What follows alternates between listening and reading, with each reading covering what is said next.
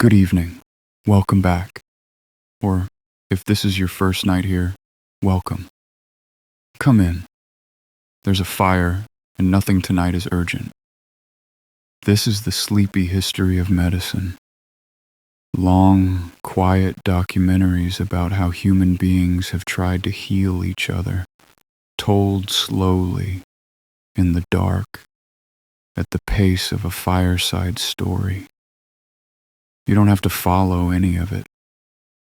Nothing will be on the test. If you fall asleep somewhere between a harbor in the Adriatic and a laboratory in Hong Kong, you'll have used this exactly as directed. Tonight, we begin outside a harbor. It's late, the small hours, and there is a ship at anchor a little way off the entrance, riding the swell with her sails furled. Her lamps are lit. You can hear, faintly across the water, the ordinary sounds of a crew with nothing to do. A bucket set down. Someone laughing at the far end of a long night. The rigging ticking against the mast. Nobody aboard her is ill. Nobody aboard her is permitted ashore. On the mole, a lamp is burning in a small stone office, and inside it a health officer is making an entry in a ledger.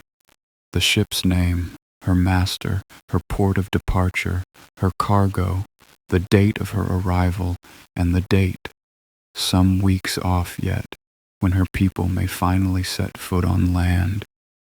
Then he blots the page and puts out the lamp and goes home to bed. That is the whole of tonight's drama, and it is one of the most consequential things any human being has ever done.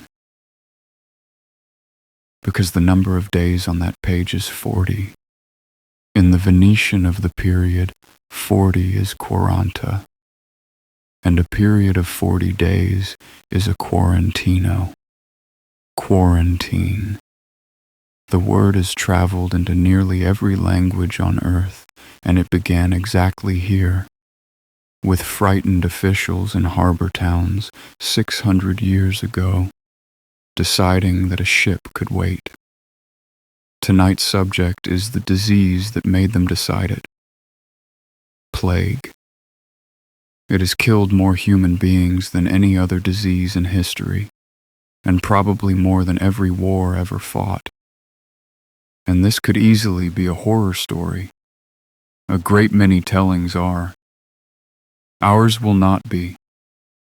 We are going to tell it the way the harbor officer would have told it, as the long, patient, unglamorous story of how people learned to organize themselves against a thing they could not see, could not cure, and did not understand. How they invented, out of sheer necessity and a great deal of paperwork, the entire idea of public health. There are ledgers in this story, and health passes, and weekly printed lists of the dead that a London draper read so carefully he accidentally found it a science. The heroes are clerks and harbor masters and, at the very end, a Swiss doctor in a straw hut with a microscope. And it ends. This is worth knowing now, so you can relax into the rest, with the disease that emptied medieval Europe sitting on a pharmacy shelf, entirely curable, filed under ordinary. So settle in. The ship is riding quietly at her anchor. The ledger is closed. The harbor is asleep. Nothing is going to happen for 40 days, which is, as you'll hear, precisely the point. Chapter 1. The Flea, the Rat, and the Bacillus.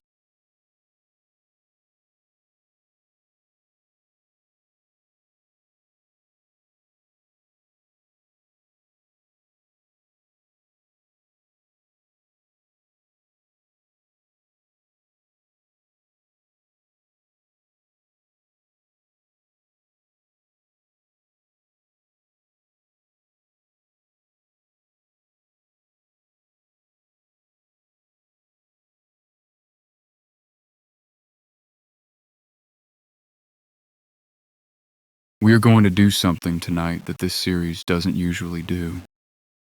Begin at the end, with the answer. Normally we walk forward through history in the dark alongside the people living it, and let them be wrong in their own time. But plague is a special case. For 2,000 years, essentially everyone who encountered this disease was working without the single fact that makes sense of everything. And if we withhold that fact for 8 chapters, the whole story turns into an incomprehensible catalog of failure. So let's take the answer out of the box now, look at it properly, and then go back and watch with enormous sympathy as humanity gropes toward it in the dark for 100 generations. Here's what plague is. There is a bacterium called Yersinia pestis. It is a small, rod-shaped, entirely unremarkable-looking organism. You could put it beside a dozen harmless relatives under a microscope and not pick it out.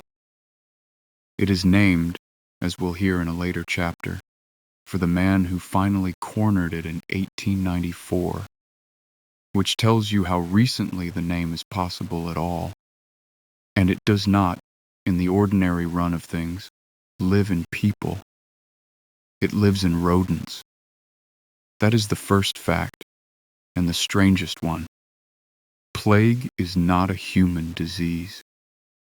It is a disease of rats and marmots and gerbils and ground squirrels and prairie dogs, of burrowing rodents in dry places, in colonies, worldwide, and it has been circulating in those populations, quietly and more or less permanently, for a very long time.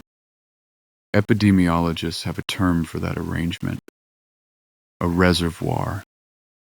In the reservoir, the bacterium and its hosts have an old, ugly, functional relationship.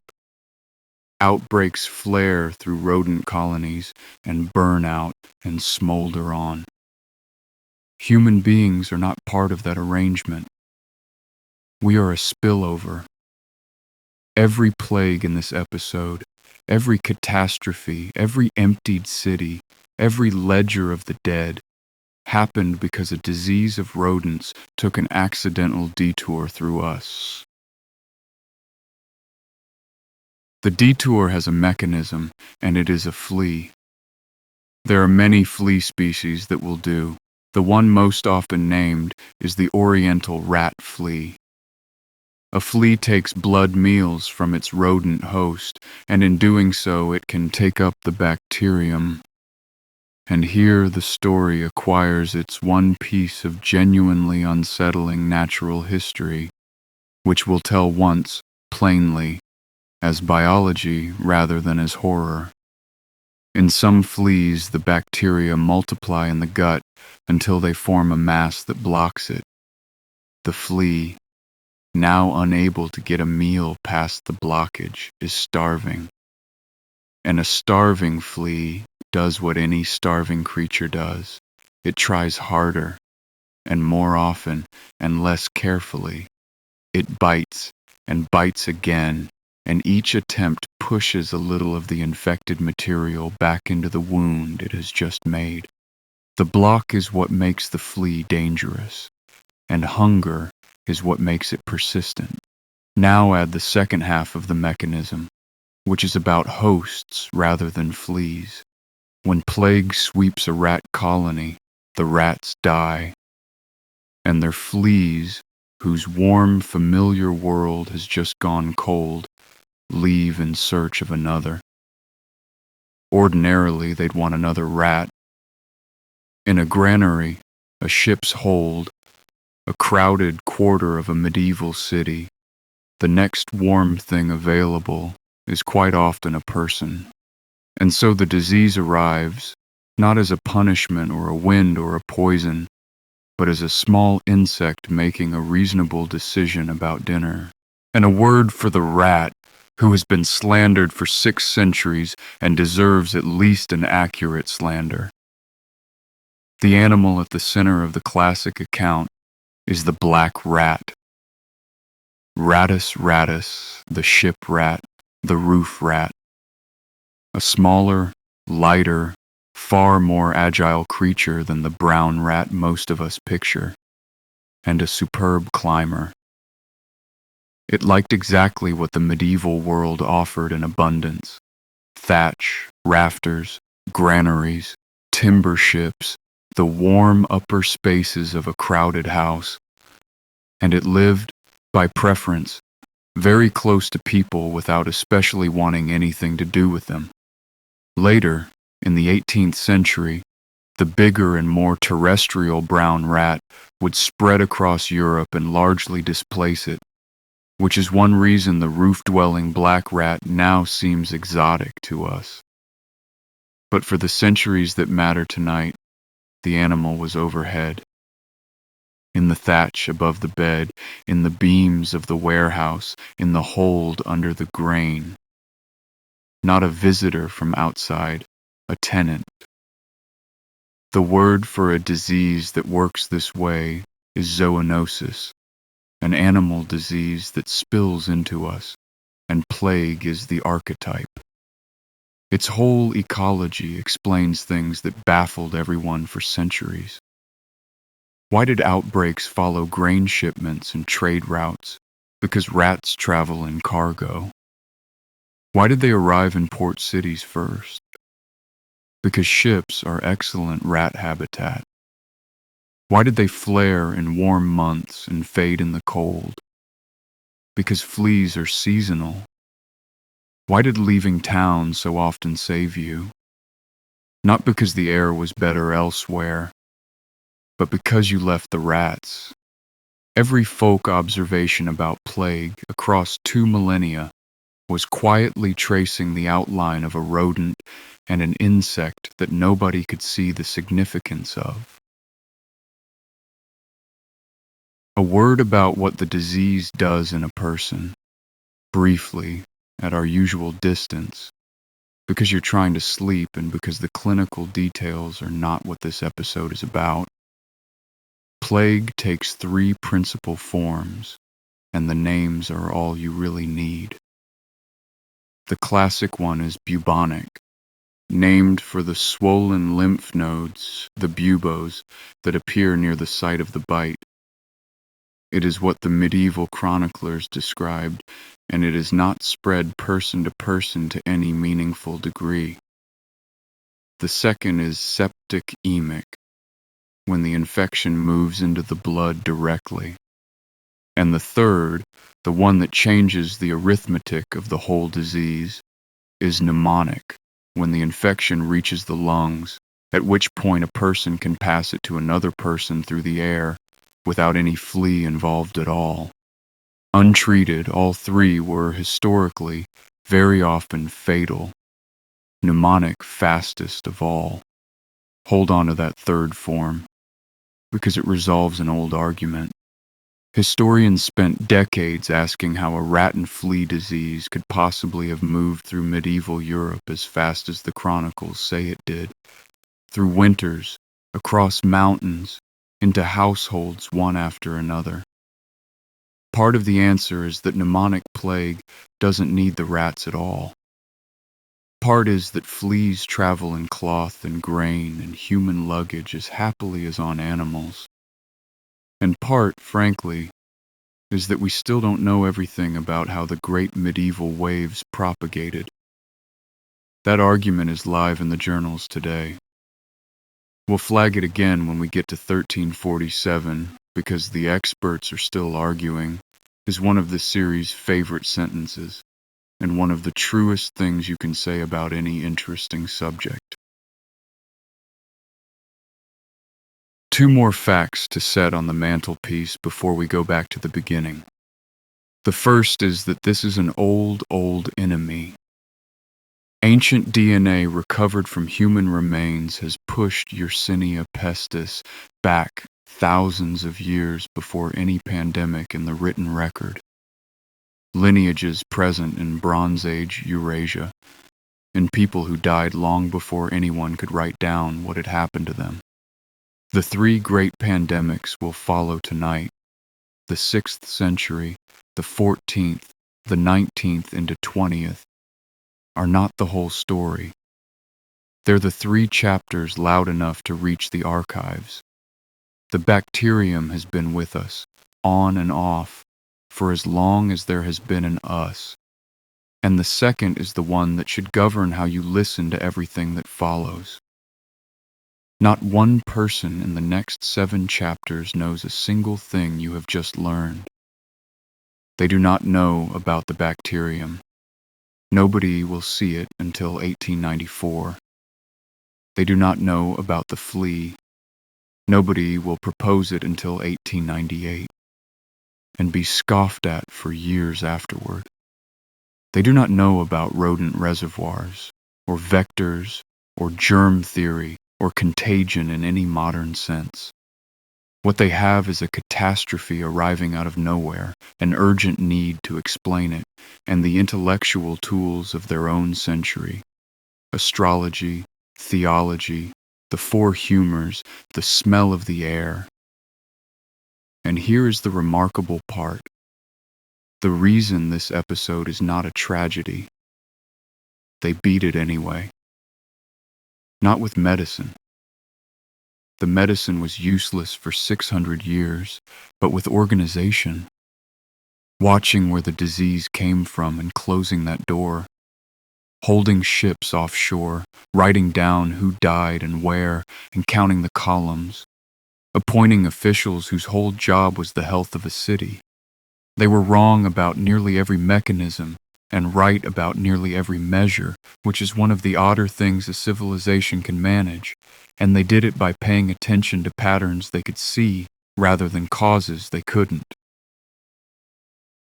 So, a bacterium in a burrow, a flea with a blocked gut, a rat in a cargo hold, and a species that had no idea any of that existed. That's the machinery. Now let's go back, 15 centuries back, to the first time it was written down properly.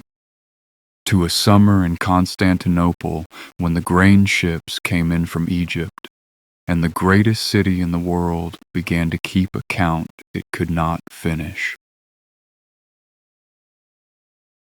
Chapter 2, Justinian's Fever.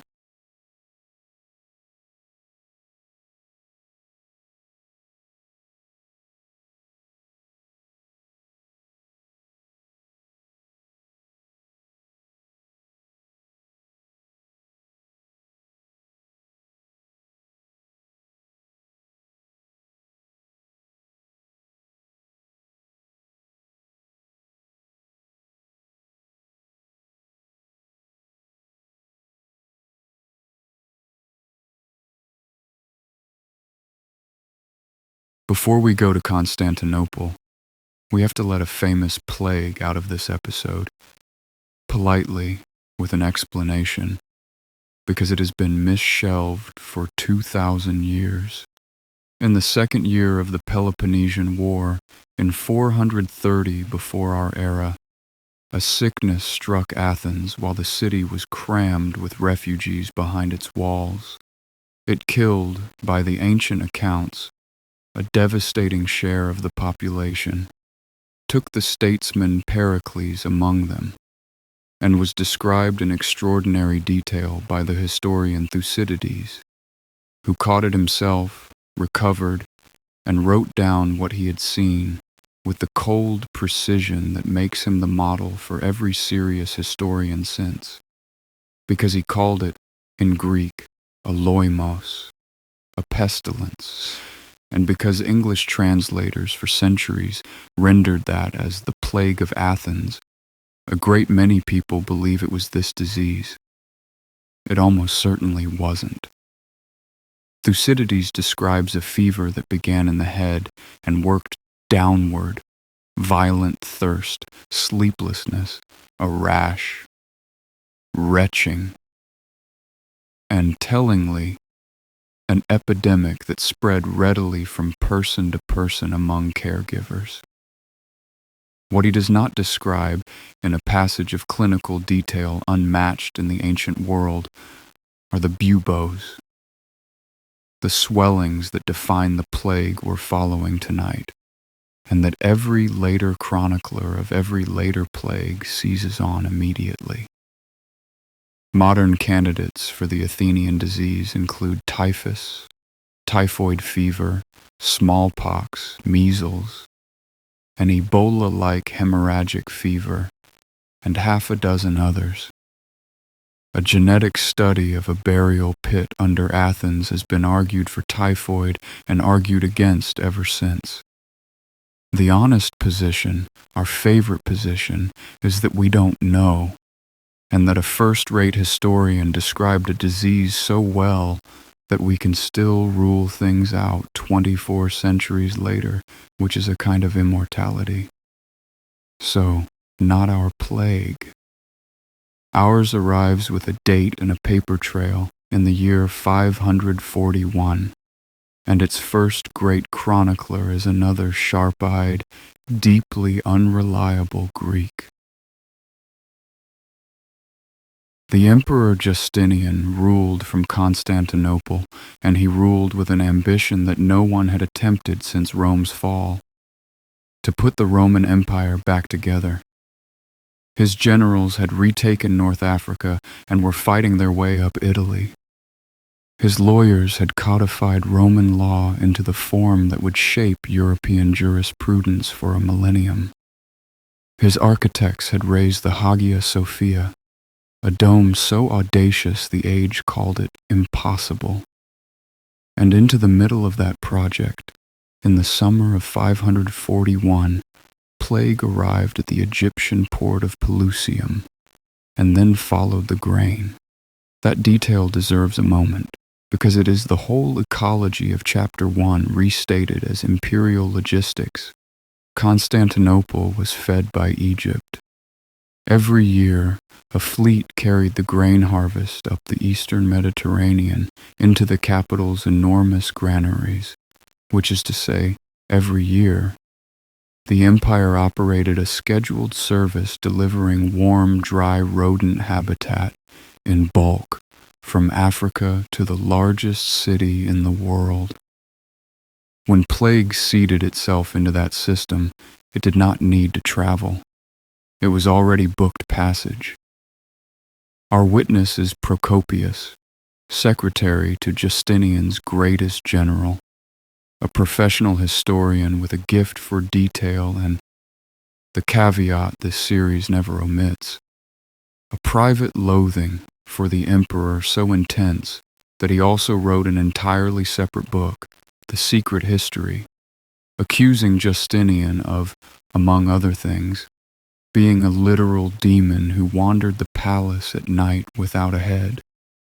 So we read him as we read Tacitus and Suetonius in our Poisons episode, an eyewitness of real quality with an axe in his other hand.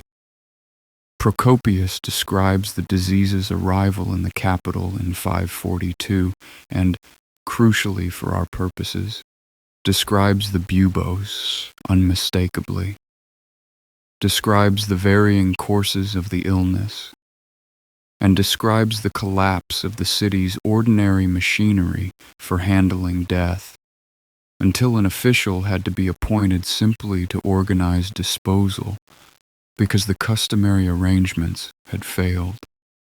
He also reports numbers that no modern historian accepts at face value, tens of thousands a day at the peak, because ancient writers reached for round enormous figures the way we reach for the word countless, and that is the honest state of the evidence for the entire first pandemic. Vivid narrative, unusable statistics. You will still see confident claims that the Justinianic plague killed 25 or 50 million people, or half the population of the Mediterranean world, and those figures descend from chains of estimate stacked on estimate. In the last decade, a genuinely lively argument has broken out among historians. One camp reading the chronicles, the legal records, and the sudden gaps in coinage and construction as evidence of catastrophe. Another camp pointing out that pollen records, papyrus archives, and building activity in many regions look surprisingly undisturbed, and suggesting the demographic impact has been overstated. We are not going to settle that at this hour. What we can say, and what has been settled recently and beautifully, is that it was our disease. Archaeologists have recovered Yersinia pestis DNA from 6th century burials, including a well-known site in Bavaria, far from any Byzantine chronicler. The bacterium left its own signature, and it agrees with Procopius. What did the 6th century think was happening? Broadly, what every century before germ theory thought: that the air had gone bad, and that God was displeased, and that these were not competing explanations, but the same one described at different altitudes. Corrupted air, later ages would call it miasma, was the standing medical account of epidemic disease from Hippocrates to the 19th century, and it had the great virtue of matching observation. Sickness did cluster in low, damp, crowded, foul-smelling places. It did follow bad seasons. If you fled to clean high air, you often survived. The theory was wrong about mechanism and remarkably serviceable in practice, which is a combination we're going to see over and over tonight. Justinian himself contracted the disease and extraordinarily recovered, which is a reminder worth holding.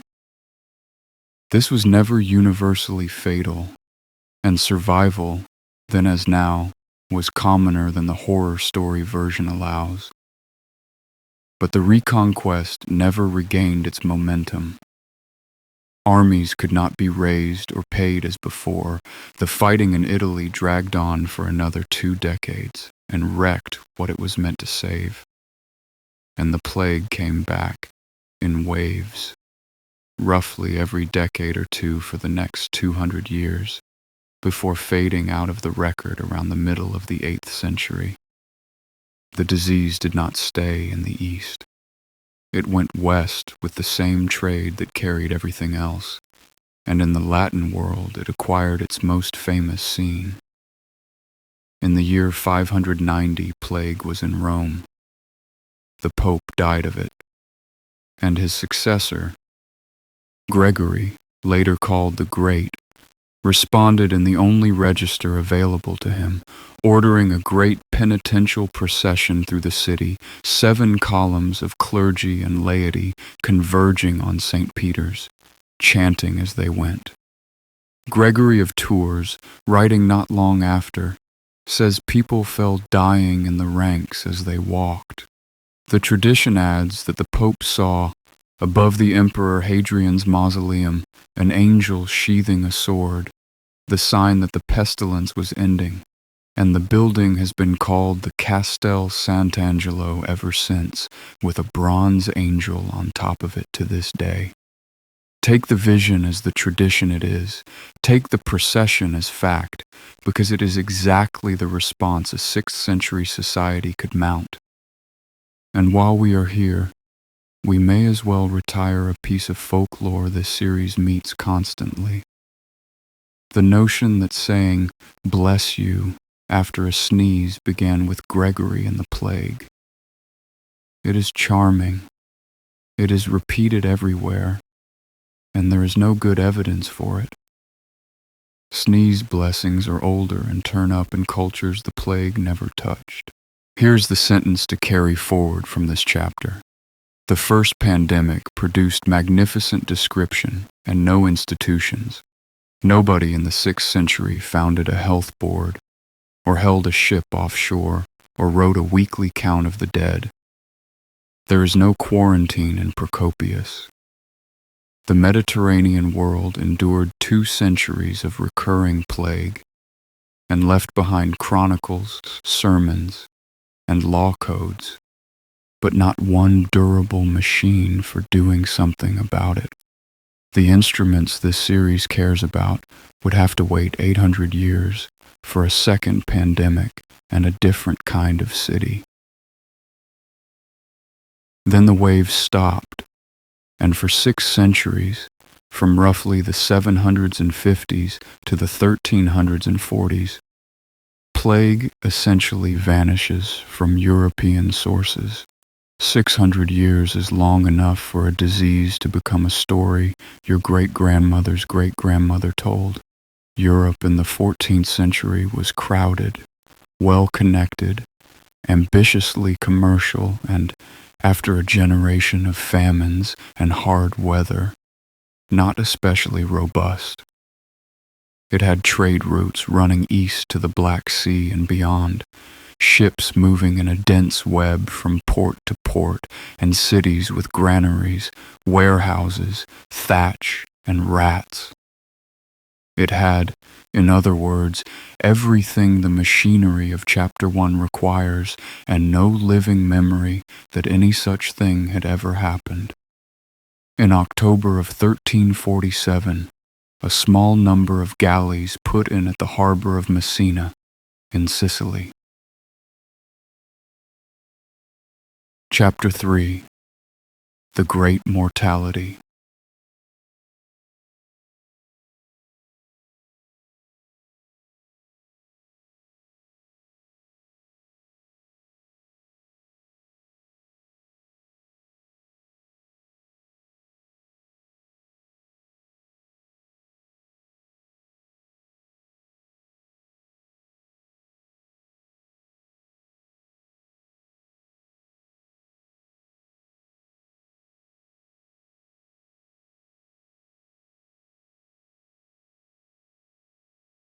Nobody called it the Black Death. That is the first thing to know about the most famous name in the history of disease. The people who lived through it never used it.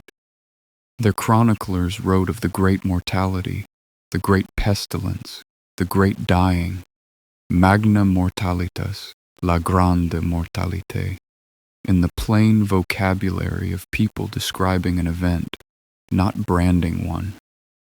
The phrase Black Death arrives centuries later through Scandinavian and German usage, probably from a Latin phrase about a terrible death, and only becomes the standard English name in the 18th and 19th centuries, by which time it belonged to history books rather than to survivors. So when you hear it tonight, hear it as a label applied by the safe to the unsafe, long afterward.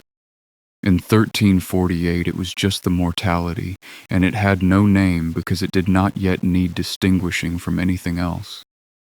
The story of how it reached Europe has a famous opening scene, and we have to handle it carefully because it is one of the most repeated and least verified anecdotes in medical history.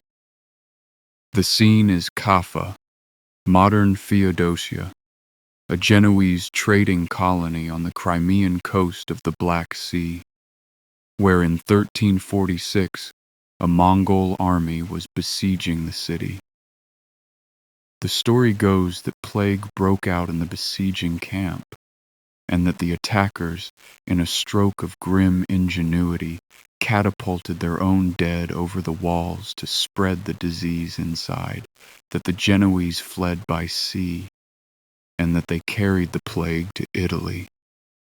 It is a magnificent story. It is also, in its entirety, the account of one man, Gabriele de Musi, a notary from Piacenza, writing at a distance, who was not present at the siege.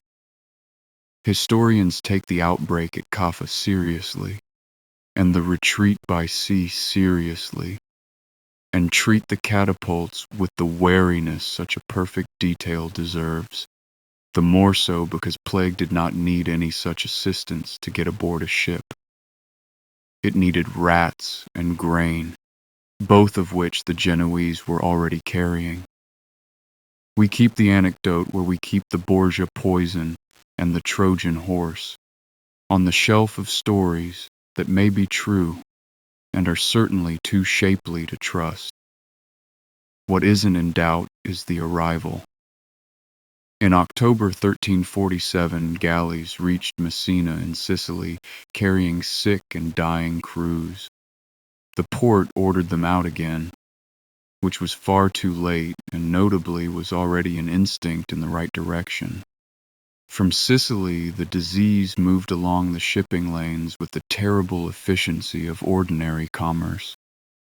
Genoa and Venice and Pisa around the turn of the year, Marseille in the winter, Florence and Rome and Barcelona in the spring, Paris by the summer of 1348, England in the same year and onward north and east, Scandinavia, the Baltic, Russia, through 1350 and 1351. The map of the Great Mortality is, essentially, the map of European trade with the dates filled in. Where the ships went, it went. Inland it followed the rivers and the roads and the fairs. England's arrival has a date and a place, and both are oddly domestic. The chroniclers put the first landing in the summer of 1348 at Melcombe Regis, a port in Dorset, now part of Weymouth, where a seaman from Gascony is said to have come ashore carrying it. From there it worked through the West Country, reached London by the autumn, and by the following summer had covered the country. There's a small plaque on the Weymouth waterfront today marking the spot, which is a very English way to commemorate the largest catastrophe in the nation's history, a plaque near a beach by a car park. And there is one episode from that year that this series cannot resist, because it is history behaving like a fable while remaining entirely documented. In 1349, hearing that England was reeling, a Scottish army mustered in the forest of Selkirk to invade while their old enemy was weakened. The chronicler Henry Knighton records that they gathered and mocked the English affliction, and then the plague came into their own camp, and that the survivors, retreating home in disorder, carried it into Scotland with them. Knighton is a partisan source and enjoyed the story enormously. The underlying spread into Scotland that year is not in doubt. It is the 14th century's most concise lesson about who, exactly, the enemy was. How many died? Here we must be careful, because this is the number everyone wants and nobody has. There was no census. There were no death certificates. What there are instead are the documents that survive from a functioning bureaucratic civilization suddenly under enormous stress. And those documents, read carefully, are more eloquent than any chronicler. Wills. Probate registers in English and Italian towns show enrollments spiking to many times the normal rate within a few months, then subsiding. Manorial records, rolls listing tenants and their deaths, land falling vacant, entry fines uncollected, church records, institutions of new parish priests, which in some English dioceses ran at 4 or 5 times the usual pace through 1349. Tax rolls that suddenly cannot be collected. Building projects abandoned mid-course. Wage series showing labor becoming, within a few years, dramatically more expensive. The market's brutal arithmetic confirming that workers had become scarce. From all of that, historians converge on a range rather than a number. Commonly a third to a half of Europe's population in the years 1347 to 1351, with enormous local variation. Some towns nearly emptied, some villages barely touched, mortality generally worse in dense settlements, and among the poor and worse in the second and third waves than casual accounts allow. Some recent work pushes the upper end higher still for parts of the Mediterranean. What everyone agrees is that it is the largest demographic event in recorded European history, and that no other episode in the series comes close. And it did not end in 1351. The pattern of the second pandemic is not one catastrophe, but a rhythm. Return in 1361. The pestis secunda, which struck children hardest because the adults had survived the first, and again in the 1370s, and every decade or two thereafter, in some regions well into the 18th century. Europe did not experience the Black Death. Europe experienced 400 years of plague, beginning with an unusually bad one.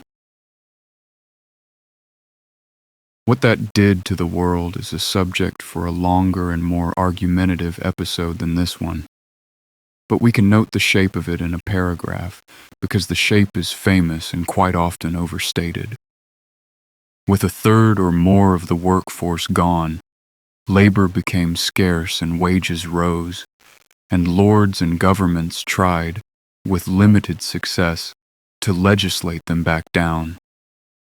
England's Ordinance and Statute of Laborers are exactly that attempt, and the resentment they generated fed directly into later revolts. Land became abundant relative to people, and many peasants found themselves with better terms than their parents had. Some marginal settlements were abandoned entirely. The church, whose parish clergy died in great numbers precisely because they attended the dying, replaced them fast and not always well, which fed a century of complaint about clerical quality. Art acquired a genre, the danse macabre, the dance of death, skeletons leading away pope and emperor and plowman alike. That is less morbid than it looks. It is mostly a very grim joke about equality. But, and the historians will thank us for this sentence, the Black Death did not single-handedly end feudalism, cause the Renaissance, or invent the modern world. Those claims are the historiographical equivalent of the catapults at Kaffa, too shapely. What the Mortality did was accelerate and redirect forces already in motion, unevenly, differently in different places, over generations. For our purposes, the 14th century's real bequest is smaller and far more important than any of that, and it arrives in the next two chapters as a pair. Because when the Mortality struck, the learned world did what learned worlds do. It produced an explanation immediately, with great confidence, and got it entirely wrong.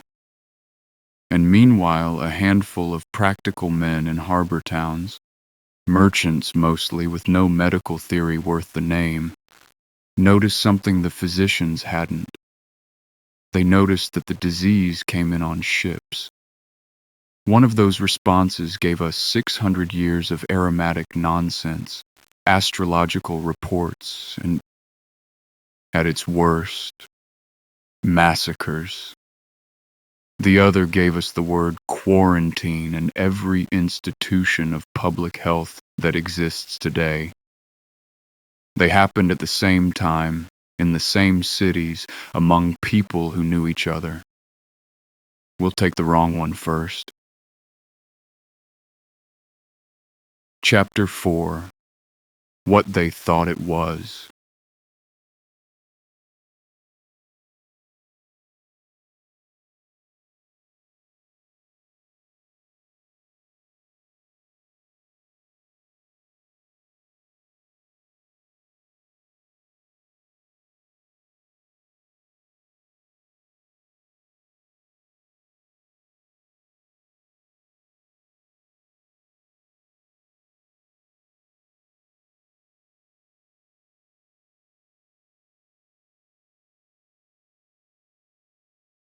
In October 1348, with the mortality at its height, King Philip VI of France asked the medical faculty of the University of Paris, the most prestigious body of physicians in Europe, to explain what was happening.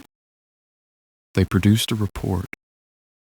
It survives, and it is, in its way, one of the most instructive documents in the history of medicine, because it is the considered opinion of the best trained minds of the age, working carefully, in good faith, with the finest tools available, and it is wrong from the first line to the last. The masters of Paris traced the catastrophe to the heavens. On the 20th of March, 1345, at 1 o'clock in the afternoon, there had occurred a conjunction of Saturn, Jupiter, and Mars in the sign of Aquarius, and such a conjunction, on the established authorities, drew up corrupt vapors from the earth and sea.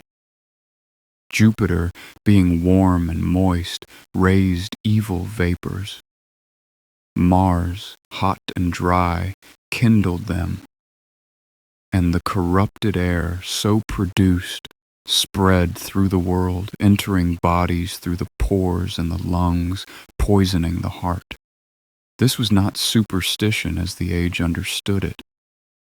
It was mainstream natural philosophy, reasoned in proper scholastic form from Aristotle and Galen and the astronomical tables.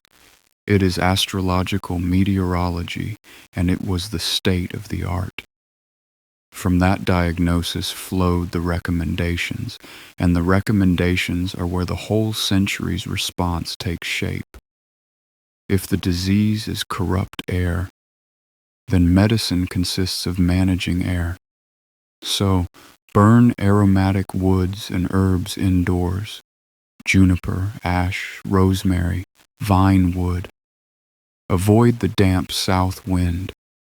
Keep windows facing north. Do not sleep by day. Avoid bathing, which opens the pores.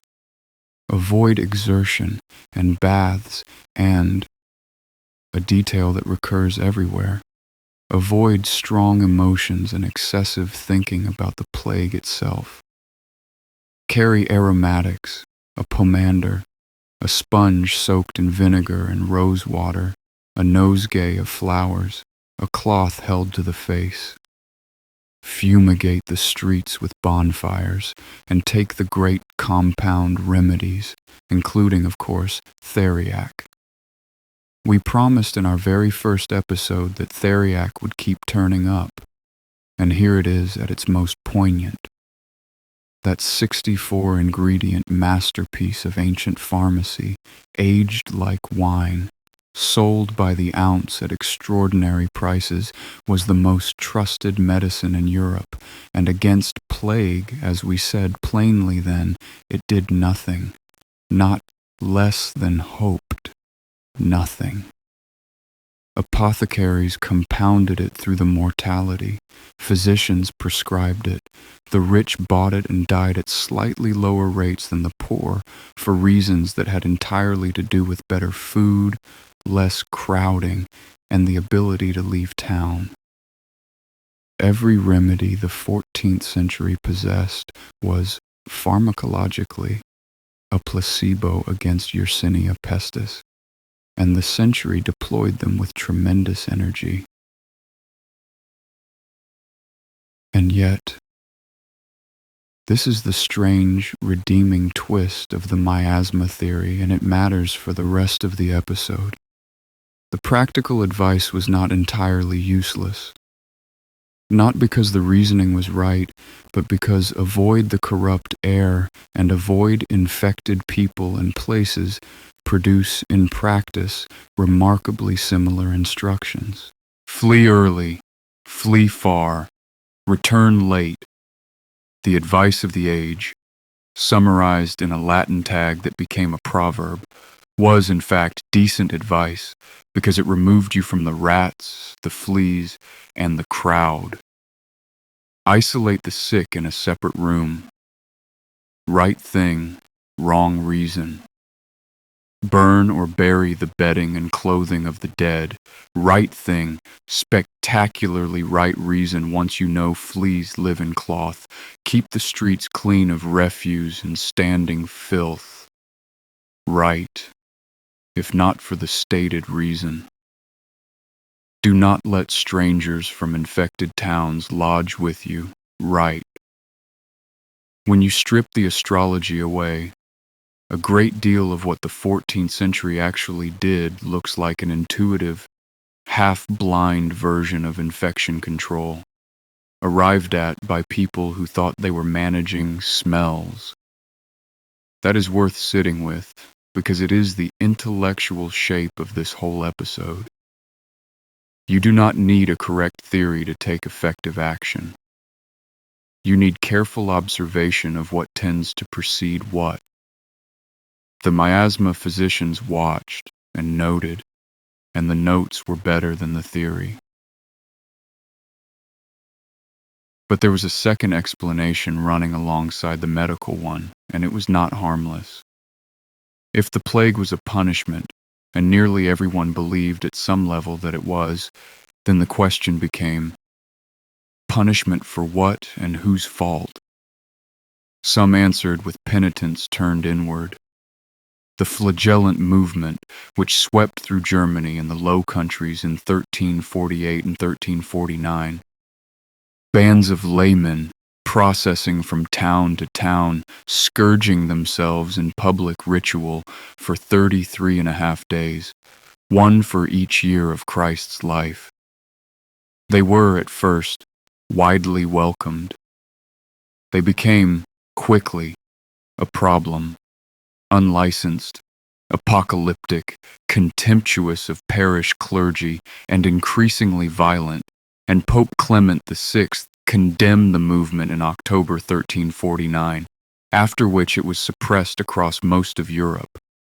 And some answered by looking for someone to blame, and found the Jews.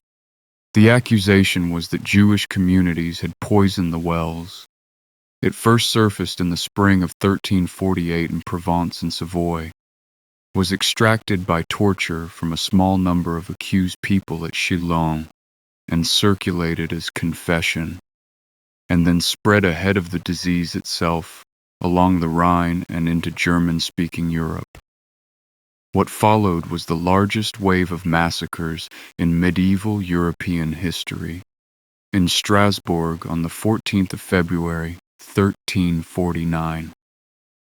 Before the plague had even reached the city, the Jewish community was rounded up and burned, with the figures and the sources running as high as 2,000. In Basel, Mainz, Cologne, Erfurt, Frankfurt, Nuremberg, Brussels, and scores of other towns, communities were murdered or expelled or driven to death in their own quarters. Estimates run to hundreds of communities destroyed. Much of it was carried out by townspeople and guilds, sometimes over the explicit objections of local authorities, and sometimes with those authorities' active help. Debts owed to Jewish lenders had a way of dying with the lenders. Pope Clement VI, to his lasting credit, said plainly that it was false. In 2 bulls issued that year, the 6th of July and the 26th of September, 1348, he condemned the killings, pointed out the obvious, that Jews were dying of the plague exactly as Christians were, and in places where no Jews lived at all, the plague came anyway, forbade the murder and forced baptism of Jews on pain of excommunication, and ordered clergy to protect them. Some rulers, notably in Poland, offered refuge, and the demographic center of European Jewry shifted eastward for centuries as a result. And the killing continued anyway. One plain sentence, and then we move on. The deadliest thing about the 14th century's ignorance was not that it failed to cure the disease, but that it needed the disease to have a culprit. And where a society cannot find a cause, It will manufacture a defendant. That is not a medieval failing. This series will meet it again in San Francisco in 1900, wearing a public health uniform. One small mercy deserves recording before we leave the wrong answers, because it is the one piece of 14th century plague advice that was both wrong and kind. Nearly every regimen of the period warns, in some form, against fear itself, against dwelling on the pestilence, against melancholy and terror, against, as one text has it, thinking too much upon death. The reasoning was humoral. Fear cooled and dried the body, weakened the vital spirits, and laid it open to corrupt air. The reasoning was nonsense. The advice, given to people living through the worst year in European history, was to try to keep their minds occupied and their spirits up. And if you have ever been handed exactly that advice by a doctor with nothing better to offer, you know it is not the worst thing a physician can say. 6 centuries later, we would call it psychological first aid and put it in the guidelines. So this is the intellectual situation at the end of our 4th chapter. A Europe that has been struck by something it cannot see, has produced a confident and completely mistaken theory of what it is, has generated remedies that do not work and rituals that do not help, and has in some places turned on its own neighbors. Medicine, in the sense of curing sick individuals, has failed utterly and will go on failing for another 5.5 centuries, which makes what happens next so remarkable. Because the response that actually worked did not come from the universities, or the physicians, or the theologians. It came from harbor administrators, practical men counting ships. And it began with an idea so simple it barely looks like an idea. Make them wait. But before we get to the men with ledgers, we need to deal with the most famous image this entire subject has ever produced. You know it. The long dark robe, the wide hat, the staff, and the great curved beak of a mask with its 2 glass eyes. It is on posters and album covers and carnival stalls. It is the visual shorthand for the Black Death in every documentary ever made. It is also, and we say this with the particular glee this series reserves for such moments, off by about 300 years. Chapter 5. The Beak.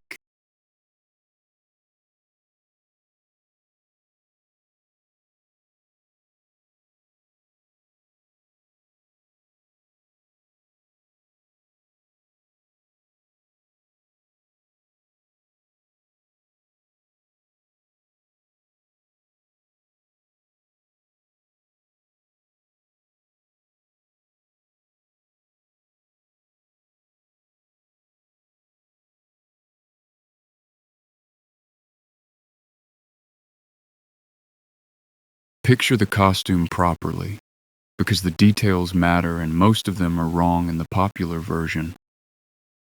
A full-length coat, waxed or oiled. Boots, gloves, a wide-brimmed hat. A wooden staff for examining or directing patients without touching them. And the mask. A long, hollow beak, sometimes a foot in length, packed with dried flowers and herbs and spices. Roses, carnations, mint, camphor, myrrh, cloves, with 2 round glass eyepieces and small breathing holes at the nostrils. It is a costume of pure miasma theory, and once you know that, every element of it makes sense.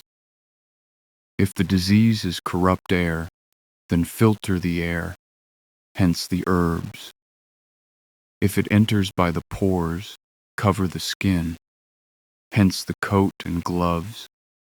If it clings to things, Don't touch anything, hence the staff. It is not a random horror, it is applied theory, tailored by someone who had thought about it carefully. And it is credited to Charles Delorme, a French physician of considerable eminence, first physician to Louis XIII, who described such a protective outfit around 1619, 19 years into the 17th century. That is roughly 270 years after the Great Mortality. The famous image most of us actually carry in our heads, the tall, spindly figure captioned Dr. Schnabel von Rome, Dr. Beak of Rome, is a satirical engraving published by Paulus I of Nuremberg in 1656, during the plague that struck Rome and Naples that year, complete with mocking verse. It was a caricature almost before it was a portrait. The beaked mask then had a long, second life in Venetian carnival costume, where it remains today, which is why the shape survives in the popular imagination with such vividness, while the actual medical history it belonged to has largely evaporated. So, not medieval, not worn by anyone during the Black Death, not so far as the evidence goes, especially widespread even in the 17th century. It appears in some cities and some accounts and not others. It joins the smoke that wasn't blown, the joy plant that wasn't, and the canarella that never existed in this series modest museum of things everybody knows that aren't so. What is true, and considerably more interesting, is who was inside those coats, beaked or otherwise, and what their job actually was. Plague doctors were, in the main, municipal employees. When plague came, a city's regular physicians very often left. They were, after all, following the best medical advice of their own age, which was to flee early and return late. And so towns hired.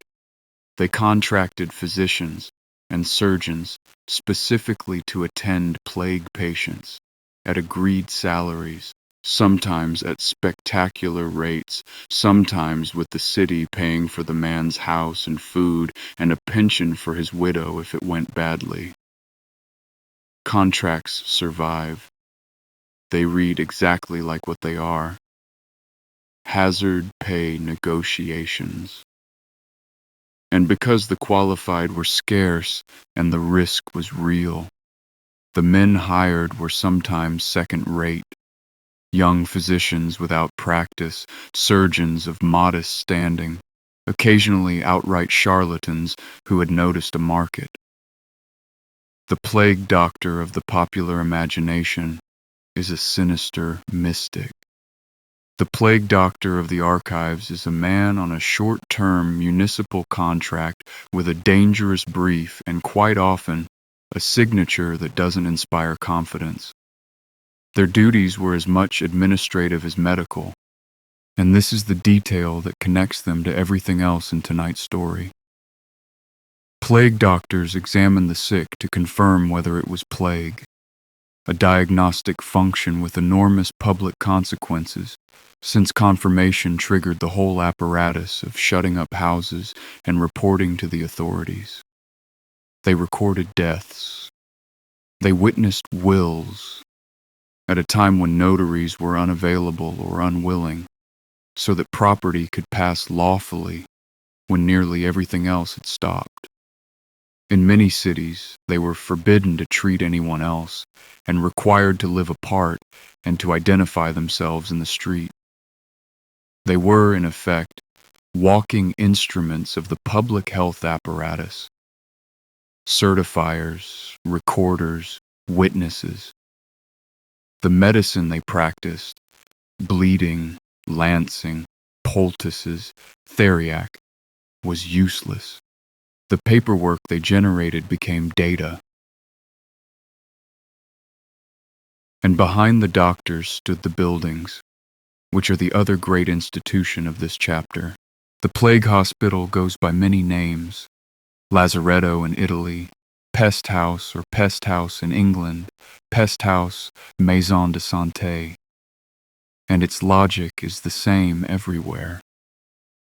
Get the sick out of the dense city and into a facility, usually on the edge of town or on an island where they can be housed, fed, sometimes treated, and above all, kept separate. Venices are the models, and we'll walk into them properly next chapter. But nearly every European city of any size eventually acquired one, along with the associated staff: gravediggers, cleaners, guards, carters, cooks, and the searchers who went into houses to see who had died and of what. And alongside the paid staff stood the other great institution of a plague city, which was devotional and which built half the skyline of southern Europe. Plague produced its own saints: Saint Sebastian, whose arrow-pierced body made him a natural patron against a disease that struck like arrows, and above all, Saint Roche, a 14th century pilgrim said to have nursed plague victims, caught it, and recovered, and who is depicted in 10,000 paintings lifting his tunic to show the mark on his thigh. Confraternities formed under their names, and those confraternities did real work: burying the dead, feeding shut-in households, funding hospitals. And cities made bargains with heaven and then paid them in stone. Venice promised a church if the plague of 1576 lifted, and built the Redentore on the Giudecca. When plague came again in 1630, the Republic promised another and built Santa Maria della Salute at the mouth of the Grand Canal. Salute meaning health and salvation, the same word doing both jobs. Both churches still stand, and Venice still walks out to them once a year across a bridge of boats. Half the great Baroque churches of Italy and Central Europe are, in origin, receipts for surviving an epidemic. When you see a plague column standing in a European town square, Vienna's is the famous one, you are looking at a municipal thank you note carved in marble. It was grim work, and it was work. Paid, rostered, contracted, inspected. That is the point this chapter is quietly making. Somewhere between 1348 and 1500, dealing with epidemic disease stopped being purely an act of piety or panic and became a set of municipal jobs with budgets, titles, and record-keeping requirements. A city under plague came to look less like a congregation praying and more like an organization operating, badly, expensively, and against a foe it could not identify, but operating. One more member of the plague time staff deserves her paragraph, because she turns up in every city and almost never in the popular picture. The searcher. When a death was reported, someone had to go into the house, look at the body, and say what had killed it. And in England, as we'll see properly in a couple of chapters, that someone was typically an older woman from the parish, paid a few pence per viewing. In Italian cities, the equivalent officials were often men, and better paid and sworn. The job was the same. They were the censor at the end of the whole apparatus. Everything the health boards did. Every house shut, every ship turned away, every number and every weekly bill rested on the judgment of a poorly paid person standing at the foot of a bed, without training, deciding whether this was the plague or a fever, that the system worked at all with such a fragile first step is remarkable. That the fragility was obvious to contemporaries who complained about it constantly is a reminder that no one involved thought this was a good arrangement. It was simply the only one available, and it was better than not counting. So put the beaked mask back on its hook. It is a 17th century French idea, popularized by a satirical print, immortalized by Carnival, and it tells us almost nothing about the Black Death. What tells us something is the contract underneath it. A city, frightened, hiring a man to go where its own physicians would not, and requiring him to write down what he found. Because writing down what you found turns out to be the thing that eventually wins. And the place where that idea took its most complete and consequential form was a cluster of maritime republics on the Adriatic, cities that lived by shipping, thought in ledgers, and had discovered, by 1377, that you could hold an entire ship at arm's length for long enough that whatever was aboard would show itself. 40 days they eventually settled on. We're going to spend the next chapter finding out why that number and what it built. Chapter 6. The Republic of Records.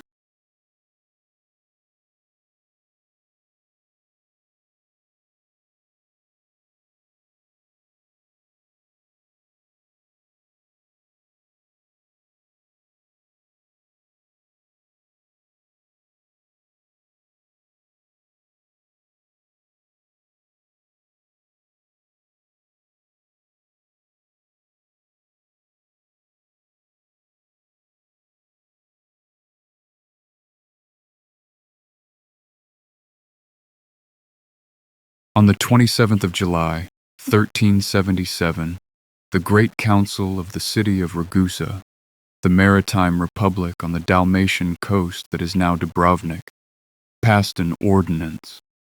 It is short, practical, and unglamorous, and it is arguably the most important document in this entire series. It provided that persons arriving from plague-infected places should not enter the city until they had first spent 30 days on the nearby island of Murkon or in the town of Kavtat for the purpose of disinfection. 30 days. Trentino. Nobody could bring them food or visit them. Anyone who did joined them. And that was it. No theory, no theology, no astrology. A waiting period, a designated place, and a penalty. Consider what that ordinance actually contains, because it is more than it looks. It contains the idea that disease travels with people and goods rather than descending from the sky. It contains the idea that a healthy-looking arrival may nevertheless be dangerous, which is to say, the concept of an incubation period, 200 years before anyone could say why. It contains the idea that a government may lawfully restrain innocent people who have done nothing wrong for the protection of others. And it contains the machinery for doing it. A place, a duration, an enforcement clause. In 1377, a small trading republic wrote down the first durable public health law in Europe, and it fits on a page. Within decades, other ports were copying it, and somewhere along the way, the 30 days became 40. Marseille, Venice, Pisa, Genoa. The number settles at 40 across the Mediterranean during the 15th century, and the Venetian word for a period of 40 days, quarantino, becomes the name of the thing itself. Quarantine. Why 40? Nobody wrote down a decisive reason, so we have three candidates and no way to choose. The first is scriptural and cultural. 40 is the number of the flood, of Lent, of Christ in the wilderness, of Moses on the mountain. A period of trial and purification so deeply grooved into the European mind that reaching for it required no argument. The second is Hippocratic.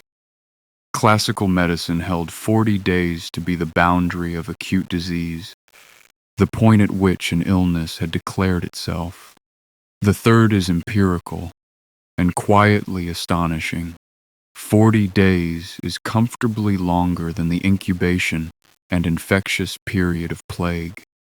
Whether they arrived at it by theology, by Galen, or by watching what happened when they tried 30 and it wasn't quite enough, and there are hints of exactly that adjustment, the number they chose worked. It is the pattern of this entire episode in one word: right measure, wrong reason, real result. Venice is where the idea becomes an institution, because Venice was the most administratively obsessive state in Europe, a republic that, as we saw when we were reading its poison ledgers 2 episodes ago, minuted absolutely everything. That habit, which looks so sinister when applied to assassination contracts, is precisely the habit that saves the city here. Bureaucracy is a technology, and Venice had the best of it.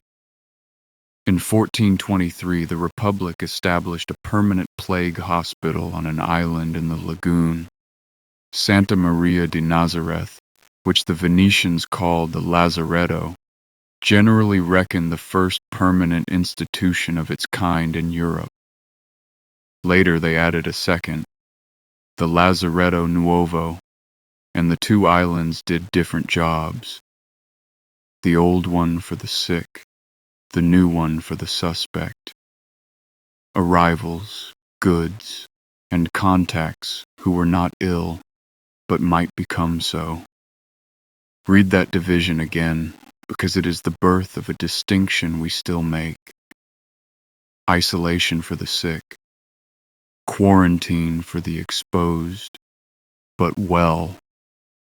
Venice was operating that separation in the 15th century on 2 islands with staff and inventories.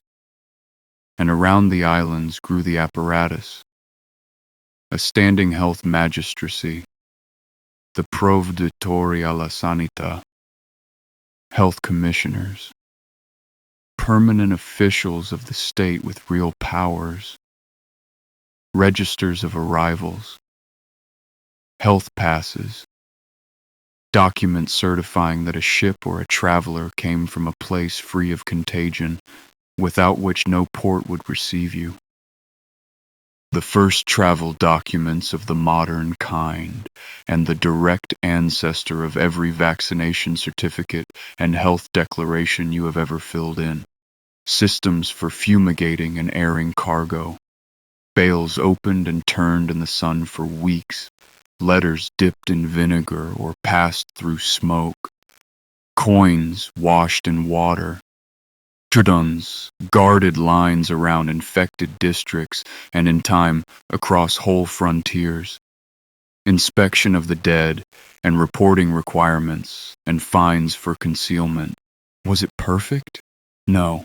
It was expensive, frequently evaded, sometimes brutal, and it worked far better against plague than against most other diseases. Because plague's slow, ship-borne, rodent-carried arrival is unusually vulnerable to a 40-day wait at the harbor mouth. Cities with functioning health boards and lazarettos suffered fewer and smaller outbreaks over the following centuries than cities without. Northern Italy, the very region with the most developed machinery, is where the 17th century epidemics were finally held and pushed back, and where the last great Western European plagues were confined contained, and ultimately excluded.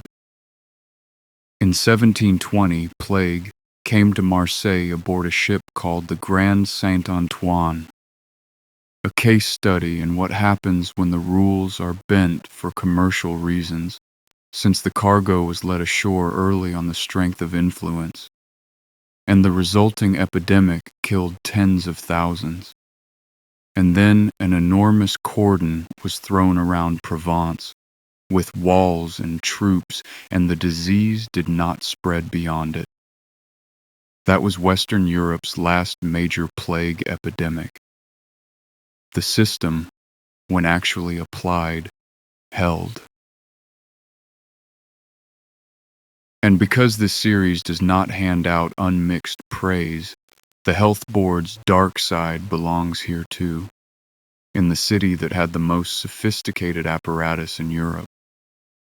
During Milan's terrible plague of 1630, the machinery of inspection and denunciation turned on the citizens it was meant to protect.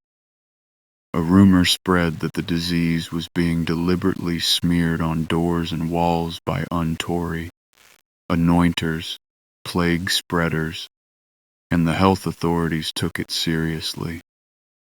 Men were arrested on the word of frightened witnesses, tortured until they confessed and named others, and executed with appalling cruelty. A house was demolished and a monument raised on the site, the column of infamy, to commemorate the guilt of a man who had done nothing whatever.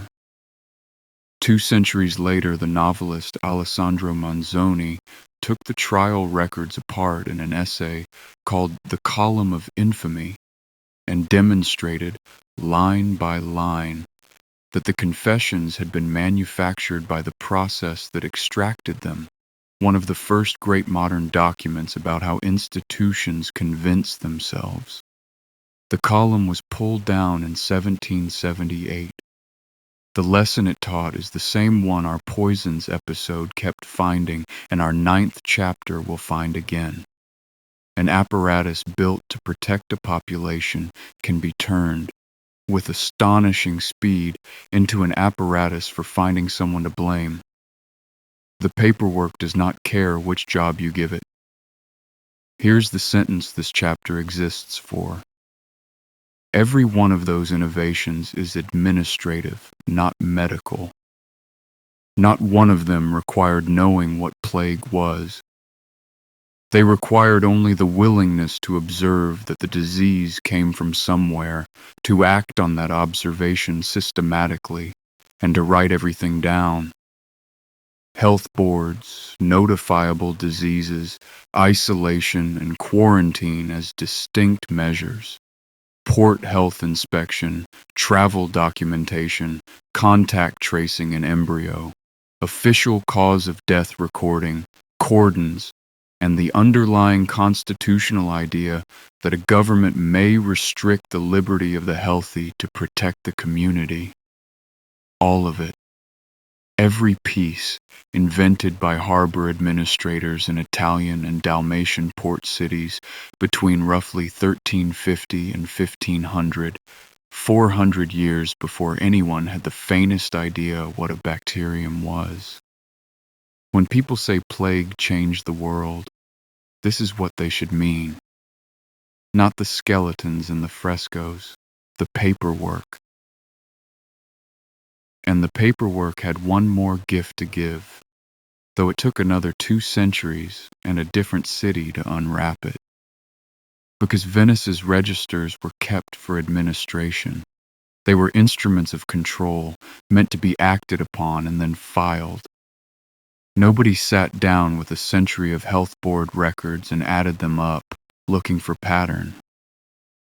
That step, the step from record keeping to statistics, from knowing what happened to knowing what tends to happen, is the true beginning of epidemiology, and it happened in London, in the middle of the 17th century, in the mind of a haberdasher with no medical training whatsoever who bought the weekly lists of the dead out of curiosity.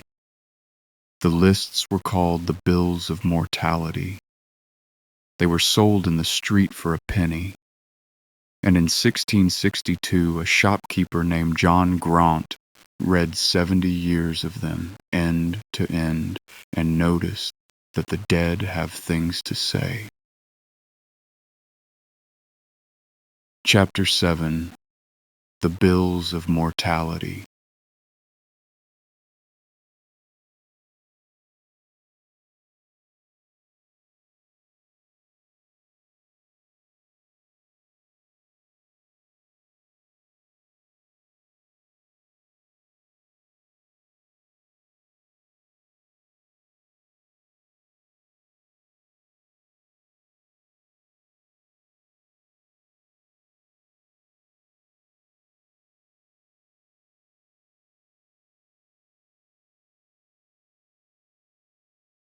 The London Bills of Mortality were, at bottom, a weekly newsletter about death, and they existed because the city was frightened.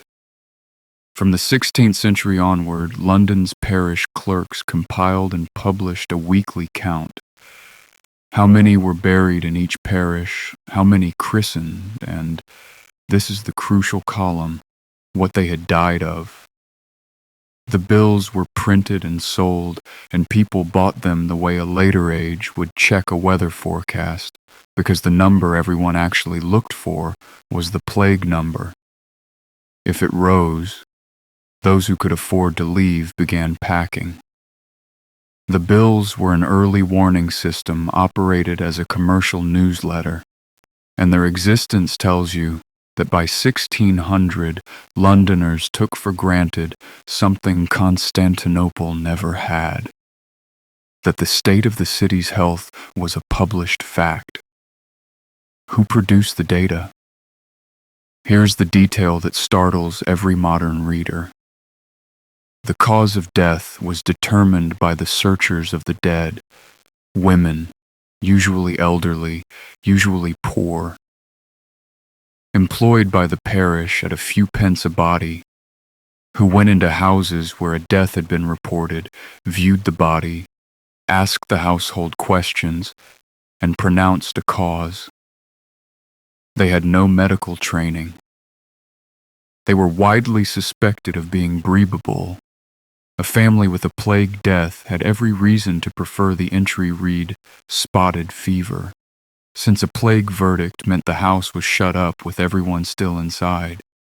And they were, quite often, the only people in the city willing to enter such houses at all. So the foundational data set of modern epidemiology was gathered by underpaid working women walking into infected homes.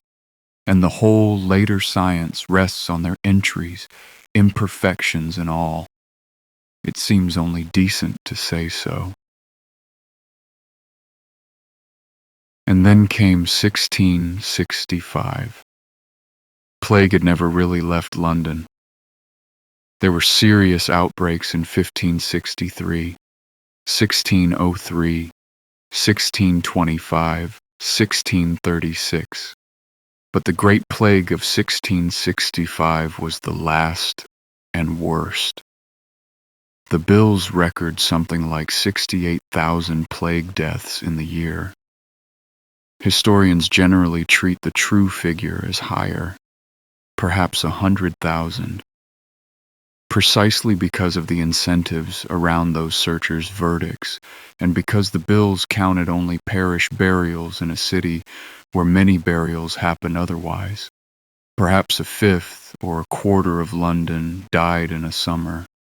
The response was the fully developed apparatus of the previous chapter, applied by a city that had had 300 years to copy Italy's homework.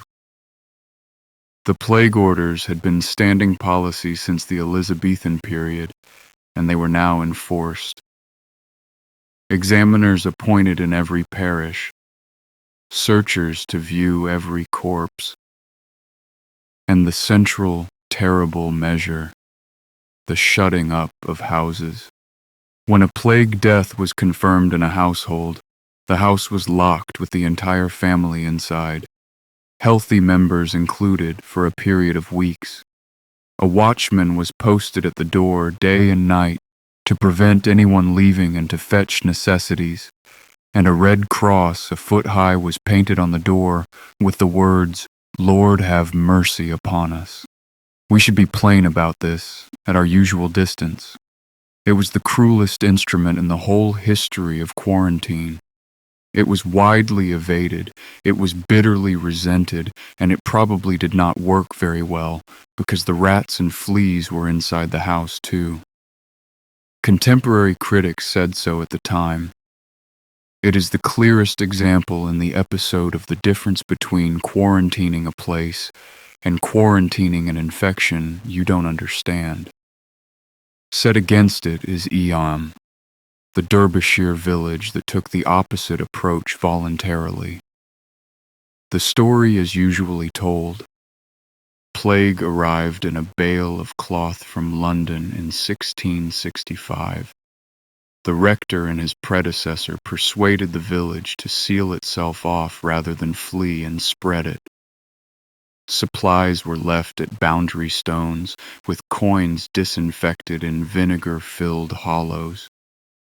And the village endured 14 months, losing a devastating share of its people while the surrounding district was spared.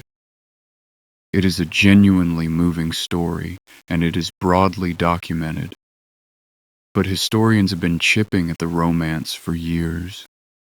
Whether the isolation was as complete as tradition holds, whether the mortality figures are reliable, whether neighboring parishes were spared for reasons unrelated to Eyam's sacrifice.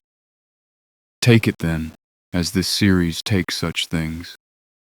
The core is real, the polish is later, and the decision itself deserves the respect it gets. And one more thing about 1665 belongs here, because we promised it 2 episodes ago. When the plague came, London's physicians, the ones who could afford to, left.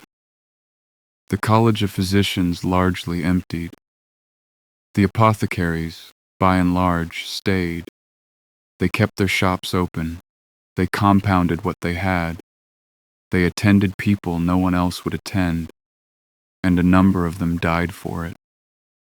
Their society has never entirely stopped mentioning it, and, as we said when we told this from behind the counter, they had earned the right. The shop stayed open. That is the sentence.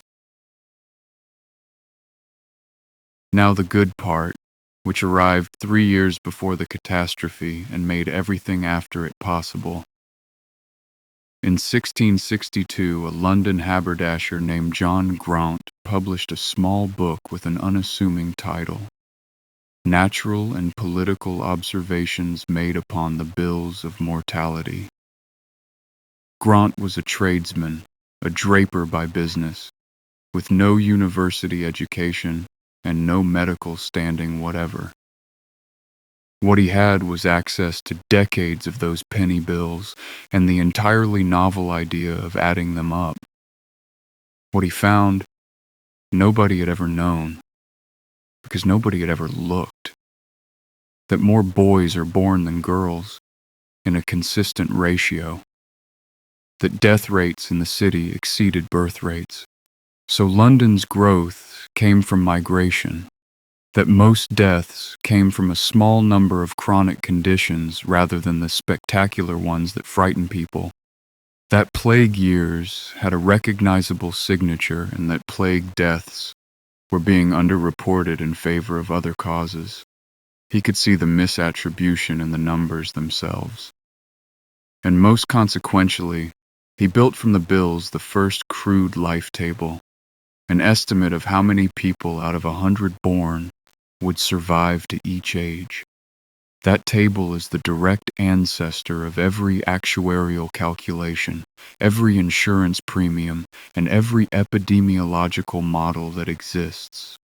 He did it by treating aggregate data as a source of truth about a population that no individual record contains and no anecdote can supply. The Royal Society, newly founded, elected him a fellow. Charles II is said to have insisted on it, adding that if they found any more such tradesmen, they should admit them all without further ado. Grant died poor after a fire took his business, and the science he started is now the reason anyone can say a sentence like, "Cases are rising in the eastern districts," and mean something by it. Two last debunks before we leave London, and both are famous. The first, Daniel Defoe's A Journal of the Plague Year is not an eyewitness account. It reads exactly like one, a first-person narrator, saddler by trade, wandering the emptied streets, and it is quoted as testimony constantly. Defoe was about 5 years old in 1665, and he published the journal in 1722, 57 years later, while a plague epidemic in Marseille had England frightened again. He worked from bills, official orders, pamphlets, and family memory, and produced something extraordinary. A historical novel so well researched that it functions as history, but the I in it is a character. Read it as the finest reconstruction ever written, not as a diary. The second, the Great Fire of September 1666 did not end the plague. It's a satisfying story. The city burns, the miasma cleanses, the disease departs, and it is nonsense. The epidemic had already collapsed through the winter of 1665 into 1666, months before the fire. The fire destroyed the walled city, but spared most of the crowded suburbs where plague had raged hardest. And plague did not return to London afterward for reasons that are still debated. Quarantine improvements, the ecology of the rats, the retreat of the disease across Europe generally. Why plague left Western Europe when it did is one of the genuinely open questions of the field. The fire is simply an answer people like, because the timing is neat. Plague left Europe. It did not leave the world. And 130 years later, in a colonial port on the South China Sea, it came back into contact with a civilization that had finally invented the microscope, the culture plate, and the trained bacteriologist. And the oldest enemy in this series was, at last, going to be looked in the face. Chapter 8. The Race in Hong Kong.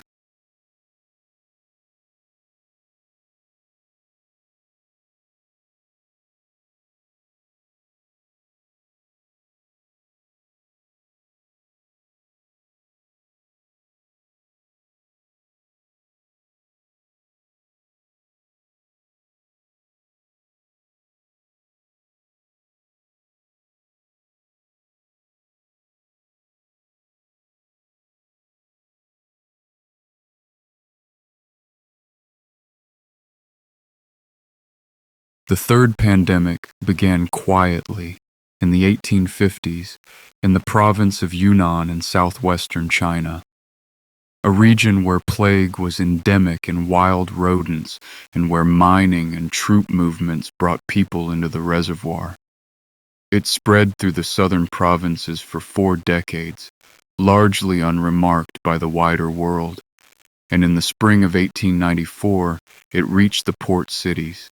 Canton first, and then, in May, Hong Kong. And Hong Kong was a hinge. A British colonial port at the center of a steamship network that touched every continent. It did for plague in 1894, what the Egyptian grain fleet had done in 541 and the Genoese galleys in 1347. Except that steamships are faster and go everywhere. Within a decade, plague had been carried to India, to Southeast Asia, to Madagascar and East Africa, to South America, to Australia, to Honolulu and San Francisco and Sydney and Cape Town. India suffered the worst of it by an enormous margin. The death toll there is generally reckoned in the many millions across the following decades. The third pandemic is the least famous of the three, and in raw numbers quite possibly not the smallest. But it had a feature the others did not. It arrived in a world with germ theory. By 1894, Pasteur and Koch had done their work. Bacteriology was a discipline with methods, institutes, and rivalries. Microbes had been identified for anthrax, tuberculosis, cholera, diphtheria. When the news from Hong Kong reached Europe and Japan, two governments dispatched scientists to find the microbe responsible, and what followed was a genuine race conducted in appalling conditions, decided in a matter of weeks, and argued over for the better part of a century. From Japan came Kitasato Shibasaburo, and he arrived first, with a team and a considerable reputation. He had trained with Robert Koch in Berlin, had co-authored foundational work on tetanus and diphtheria antitoxin, and was probably the most distinguished bacteriologist in Asia. The British colonial authorities gave him access to the hospital, to patients, and to autopsies. He got to work immediately, and within days had reported the isolation of a bacterium from plague victims. From France came Alexander Yersin, and his situation could hardly have been more different. Swiss-born, French-trained, a former protege at the Pasteur Institute who had abandoned a promising Paris career to become a ship's doctor and explorer in Indochina, a genuinely odd, restless man who preferred the field to the laboratory. He arrived in Hong Kong with almost nothing, was given no hospital access to speak of, and was effectively frozen out of the autopsy room by the arrangements already made for the Japanese team. So he built a straw hut on the hospital grounds, set up his microscope in it, and, by an arrangement with sailors that historians describe with varying degrees of delicacy, obtained access to bodies in the mortuary, from which he took samples of the buboes themselves. That choice of sample is the whole story. Yersin examined bubo material, found it swarming with a single kind of short rod-shaped bacterium, cultured it, inoculated animals, reproduced the disease, and published in the summer of 1894. His description is clean and correct. Kitasato's is where the trouble lies. His initial reports described a bacterium with characteristics that don't quite match. He appears to have worked substantially from blood and other organs, and his cultures seem to have included a contaminant, probably a pneumococcus. His own later descriptions shift, and by the early 20th century, most bacteriologists had concluded that Yersin's was the plague organism, and Kitasato's original sample was mixed. In 1970, the bacterium was formally renamed Yersinia pestis, and the name settled the credit in the way names do. The fair statement, and this series prefers fair to punchy, is that both men were working on the correct organism in the same weeks under conditions of enormous difficulty. That Kitasato was a great scientist who made a technical error under pressure.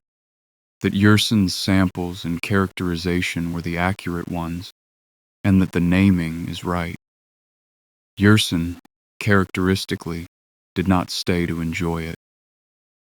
He went back to Indochina, founded a research institute, introduced rubber trees and quinine-bearing cinchona to Vietnam, our fever bark from the apothecary episode. arriving in Asia in the hands of the man who named the plague, and lived out his life in Nha Trang, where he is still remembered with real affection. Finding the bacterium, though, did not explain the disease. It told you what was killing people. It did not tell you how it got to them. That took 4 more years and one of the most badly treated insights in the history of medicine. Paul Louis Simon was a French physician working in Bombay in 1897 and 1898, in the middle of India's catastrophe, and he noticed the thing everyone else had been stepping over. The rats died first. Not just that dead rats were around, but that rat mortality preceded human mortality in a place by days or weeks, and that the people who fell ill were often those who had handled dead rats. He examined fleas from infected rats and found the bacteria in them. And then he did the experiment. A sick rat and a healthy rat in an apparatus that let fleas pass between them, but prevented any contact. And the healthy rat sickened. In 1898, he published the conclusion that the flea was the vector, and he was, essentially, laughed at. The idea that an insect might carry a human disease was not yet respectable. This is the same decade in which Ronald Ross was proving the mosquito's role in malaria against similar resistance. And Simon's experiments were small and hard to reproduce. Official plague commissions in India investigated and, at first, rejected the flea hypothesis. It took until roughly 1905 to 1908, and a great deal of careful work by the Indian Plague Research Commission for the rat-flea route to be accepted as the mechanism. Simon lived long enough to be vindicated, which is more than many in his position get. The body that finally settled it deserves a name, because it is the sort of institution this series admires. The Indian Plague Research Commission, funded jointly and staffed by British and Indian workers, which spent years in the field doing the unglamorous confirmatory work, trapping and dissecting tens of thousands of rats, counting their fleas by species and season, correlating flea abundance with the timing of human outbreaks village by village, and running the transmission experiments properly. Their reports, published in the Journal of Hygiene from about 1906 onward, are a monument to patient measurement, and they are what turned Simon's rejected hypothesis into settled fact. Nobody remembers their names. They are the reason the flea is in every textbook. Now put the 3 pieces together, because 1894 to 1908 is when this entire episode's mystery gets solved. A bacterium, Yersin, a reservoir in rodents, and a vector, Simon. Everything in the previous 7 chapters becomes legible at once. The grain ships, the ports, the seasons, the thatch, the bedding, the 40 days. 600 years of intelligent people acting on the evidence of their eyes turn out to have been circling this, and now the circle closes. What followed was countermeasures, and they came fast. Waldemar Hafkin, a Ukrainian-born bacteriologist at the Pasteur Institute who had already developed a cholera vaccine and tested it on himself, arrived in India in 1896 and, working in a converted laboratory in Bombay, produced a plague vaccine within months. He tested it on himself, too, at several times the intended dose. It was not the modern article. It reduced mortality substantially rather than preventing infection. It caused rough reactions, and its deployment was fraught, including a tragedy at Mulkawal in 1902, when contaminated doses killed 19 people and Hafkeen was blamed and dismissed, only to be exonerated years later after a long campaign by fellow scientists. Millions of doses were nonetheless administered, and it saved a great many lives. Rat control, insecticides, and decades later, antibiotics would do the rest. But notice what the science did not replace. When plague reached a new port in 1900, the first response was not vaccination, it was inspection, isolation of the sick, disinfection of goods, and quarantine of arrivals. The measures the Ragusans wrote down in 1377 remain the front line, now with the enormous advantage that the people applying them finally understood why they worked. Germ theory did not overthrow the harbor officer's ledger. It vindicated it. And in the same years, in port cities on the other side of the world, that same apparatus, inspection, cordon, isolation, disinfection, was pointed not at rats or ships or the disease, but at particular neighborhoods and particular people, and the results were the ugliest thing in tonight's episode. We're going to look at that squarely, briefly, and without excuses, because it is part of the history of public health, and because the lesson it teaches is one the profession genuinely learned. Chapter 9. The Cost of Blame.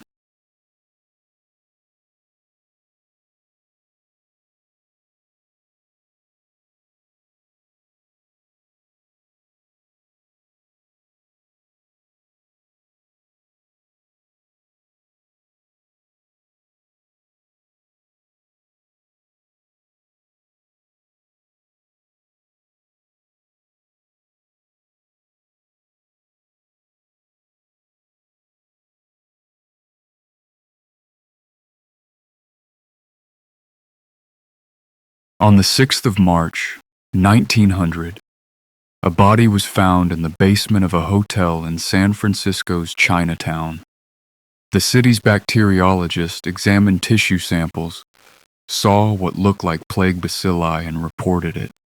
By dawn the following morning, the entire district, an area of roughly 12 blocks, home to many thousands of people, had been roped off by police.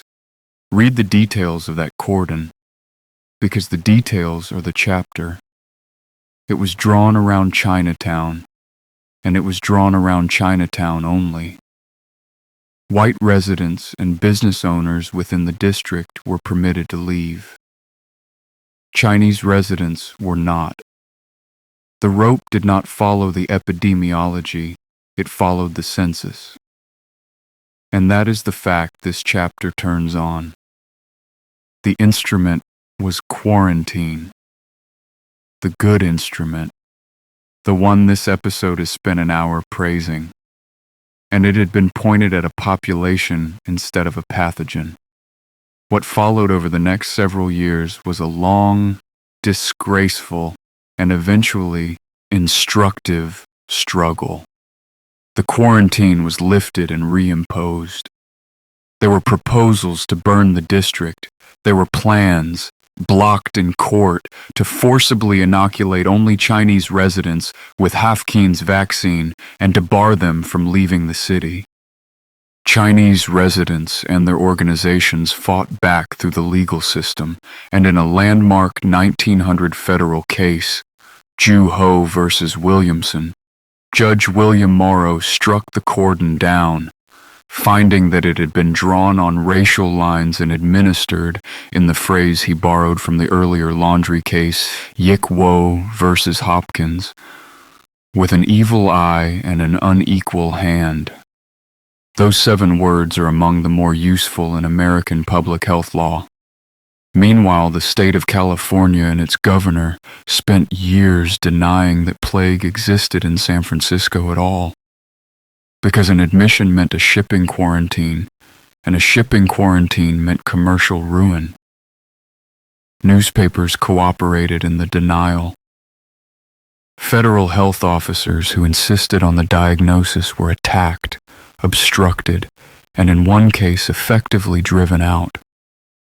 The disease, meanwhile, went on killing people, mostly in Chinatown, while the argument continued.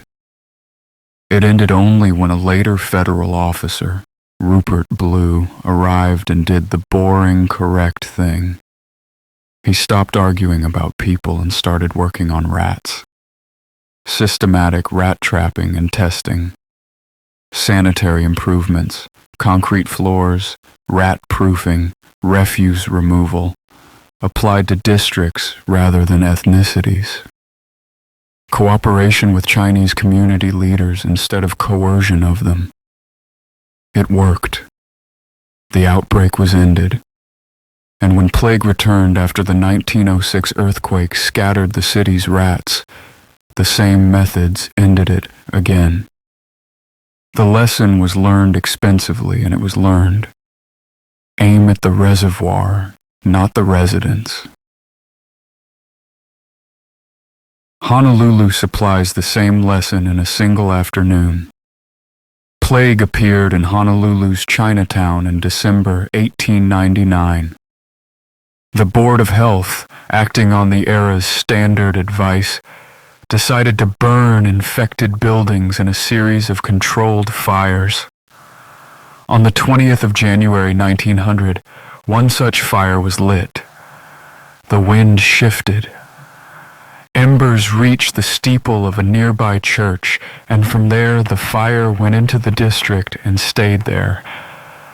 Something like 38 acres of Honolulu burned, around 25 city blocks. Thousands of people, most accounts putting it at 6,000 or more, overwhelmingly Chinese and Japanese residents, lost their homes and businesses and were moved into detention camps for months afterward. It was not, on the evidence, a malicious act. It was a sanitary policy executed with catastrophic incompetence. But the population it destroyed was not chosen at random, and the compensation that followed was slow, partial, and grudging. The distinction between malice and negligence matters less than you would think to the people standing in the ash.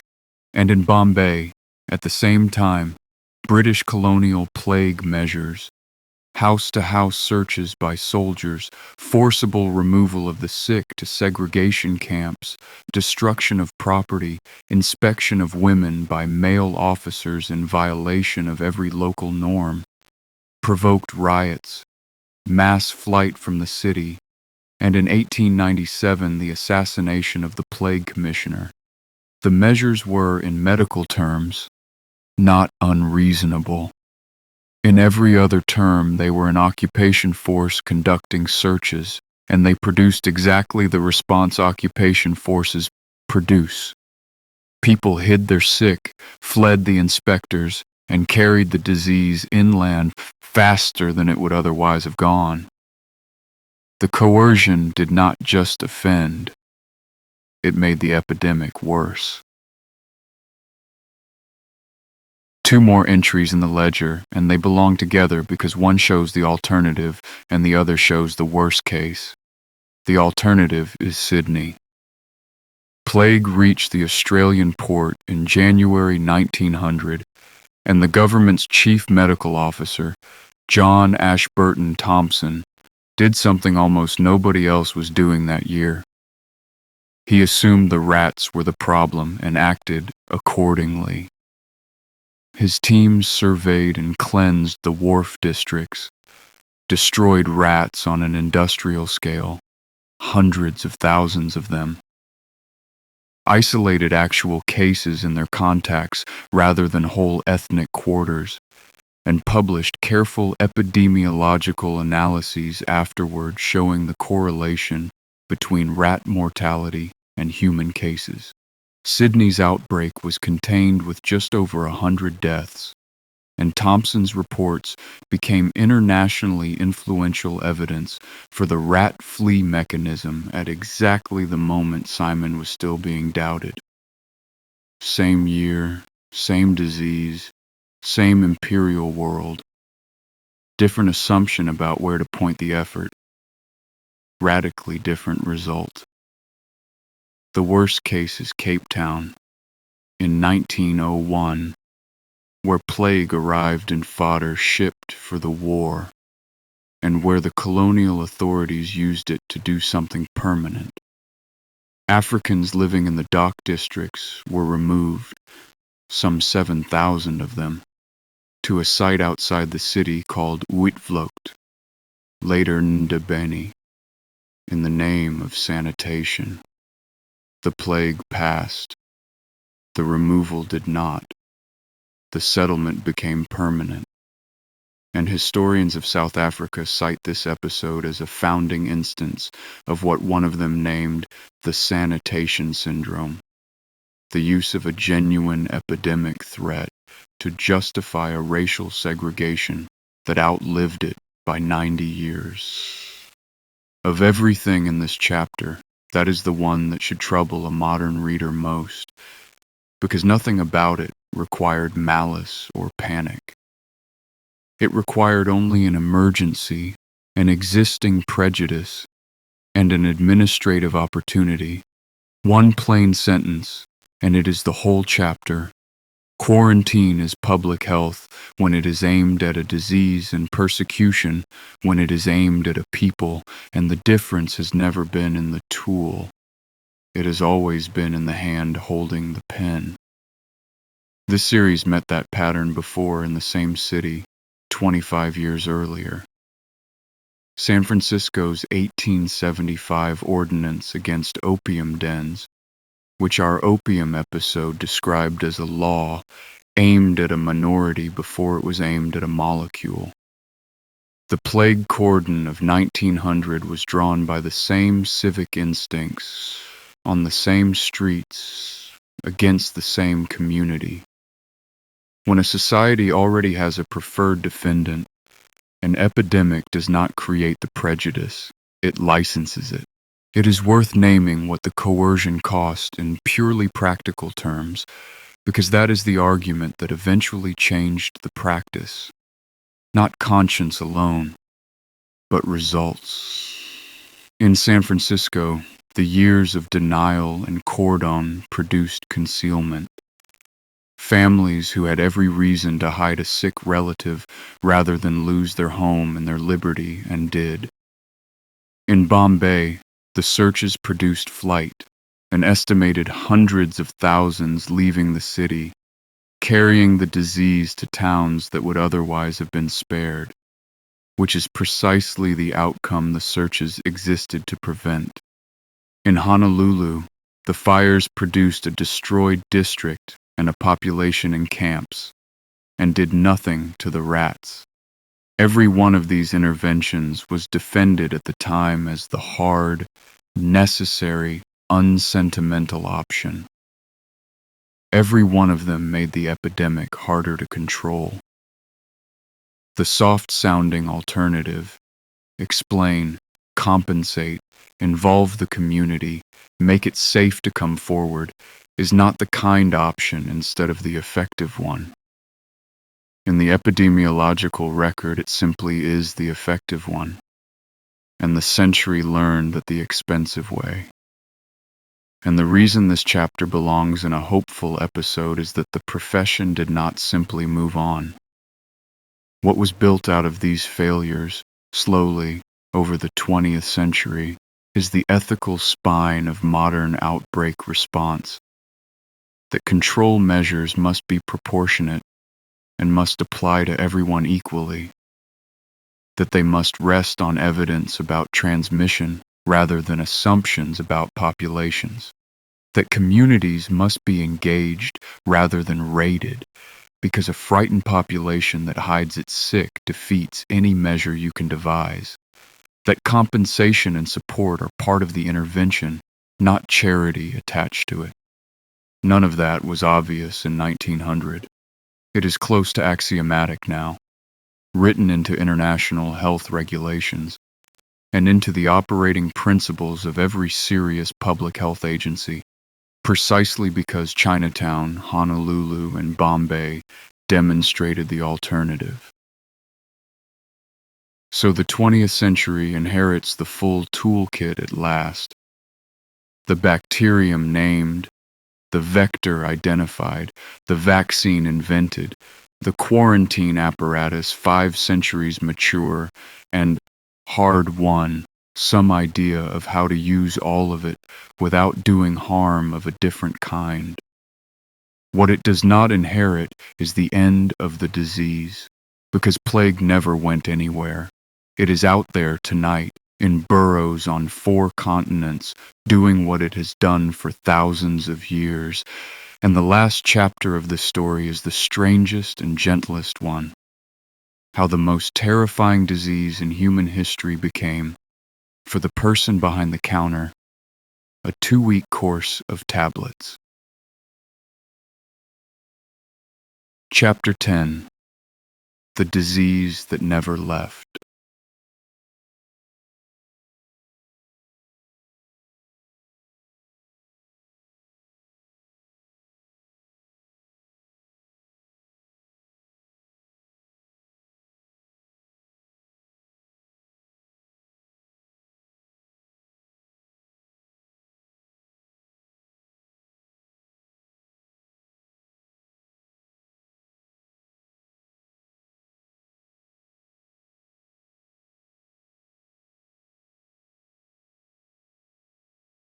Here's a fact that surprises almost everyone, and it is the foundation of this last chapter.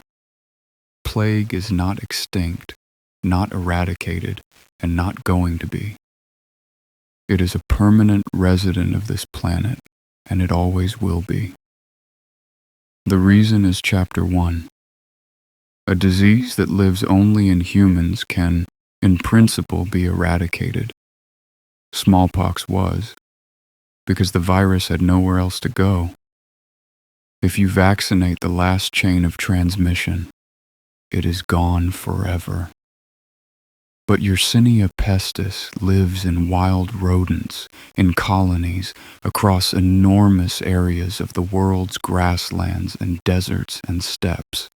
You cannot vaccinate the marmots of Central Asia, or the gerbils of the Sahel, or the prairie dogs of the American Southwest. The reservoir is the landscape itself, and it is not going anywhere.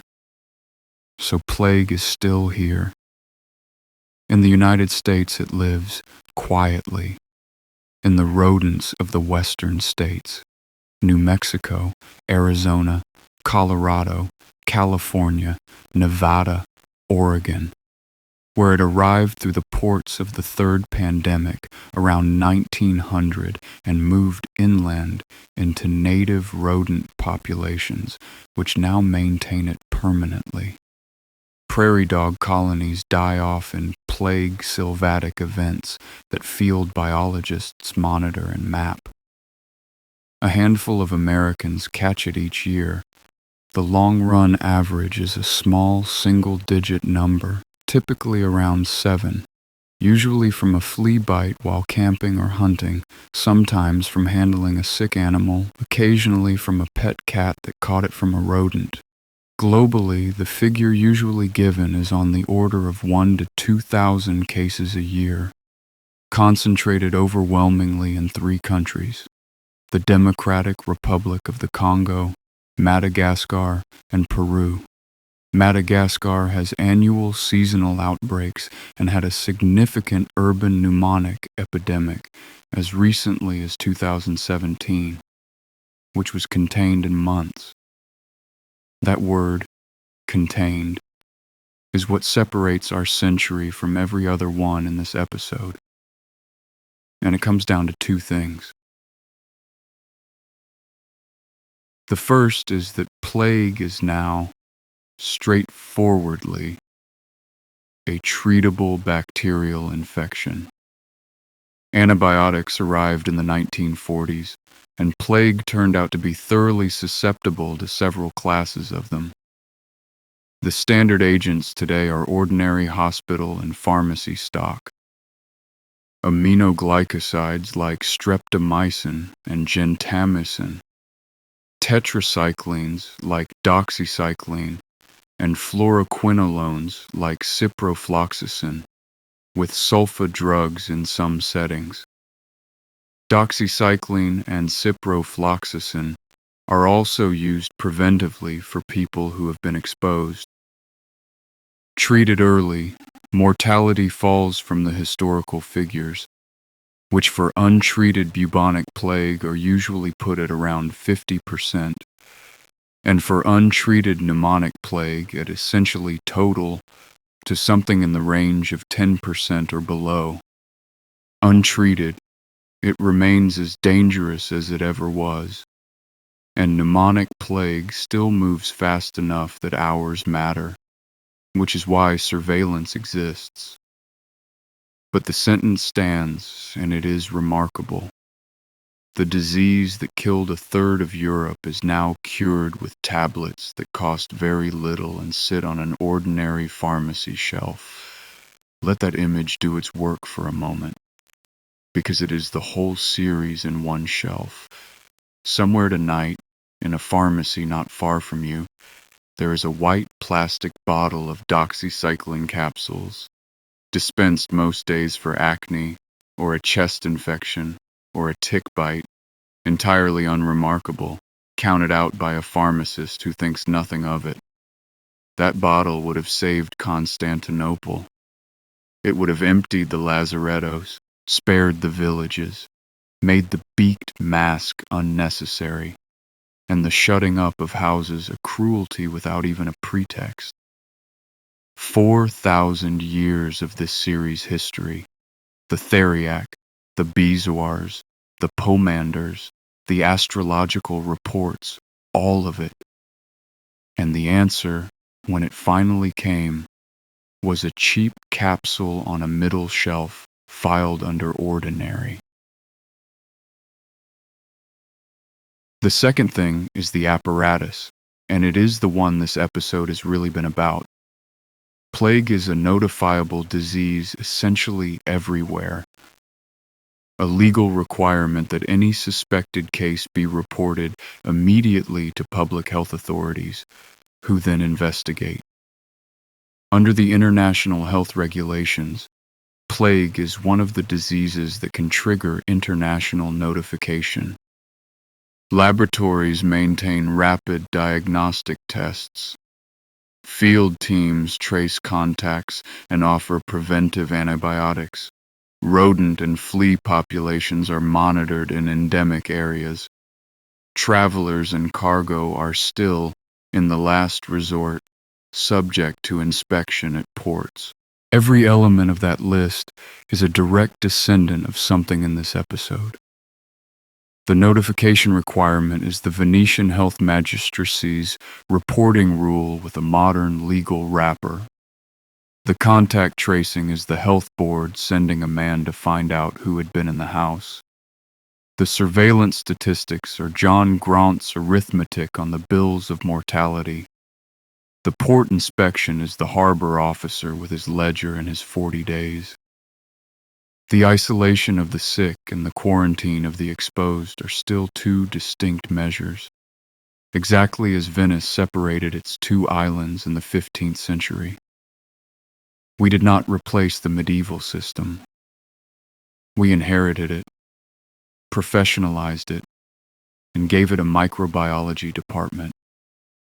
And when something new arrives, and something new always arrives, this is the machinery that switches on.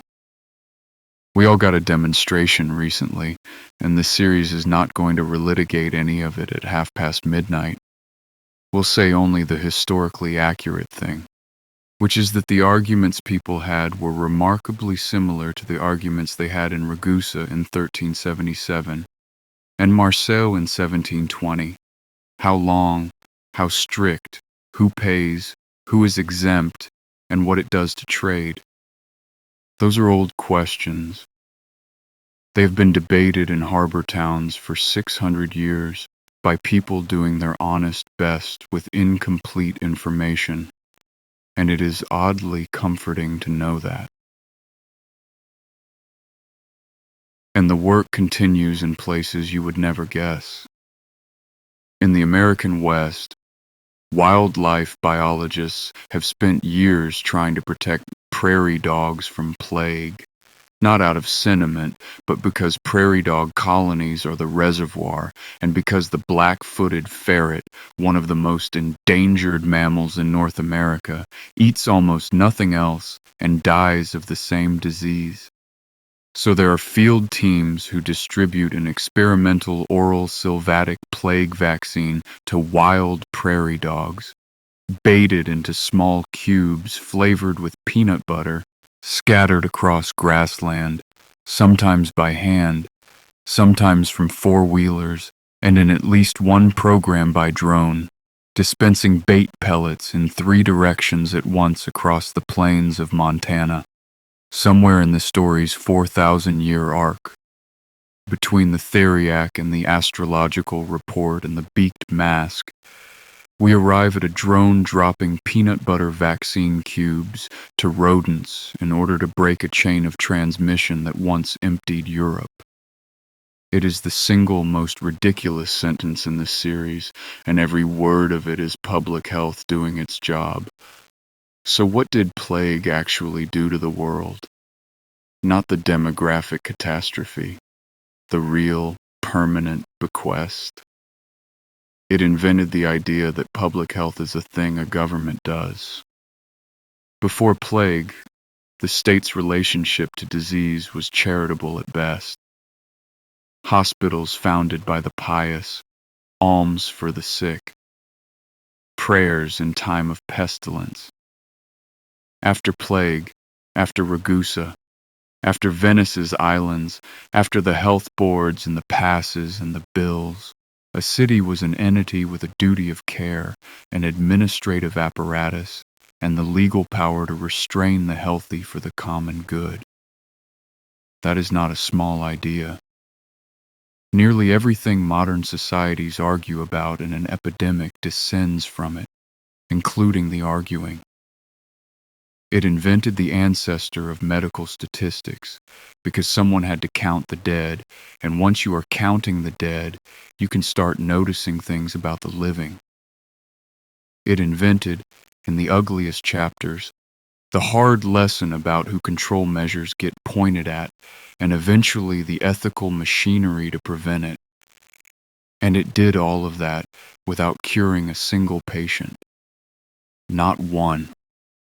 From 541 to 1894, medicine had no answer to plague at all. Every life saved was saved by organization, by a wait outside a harbor, a house set apart, a ship turned away, a number written in a column, by people who could not see their enemy and beat it anyway, with paperwork. The flea, meanwhile, is unchanged.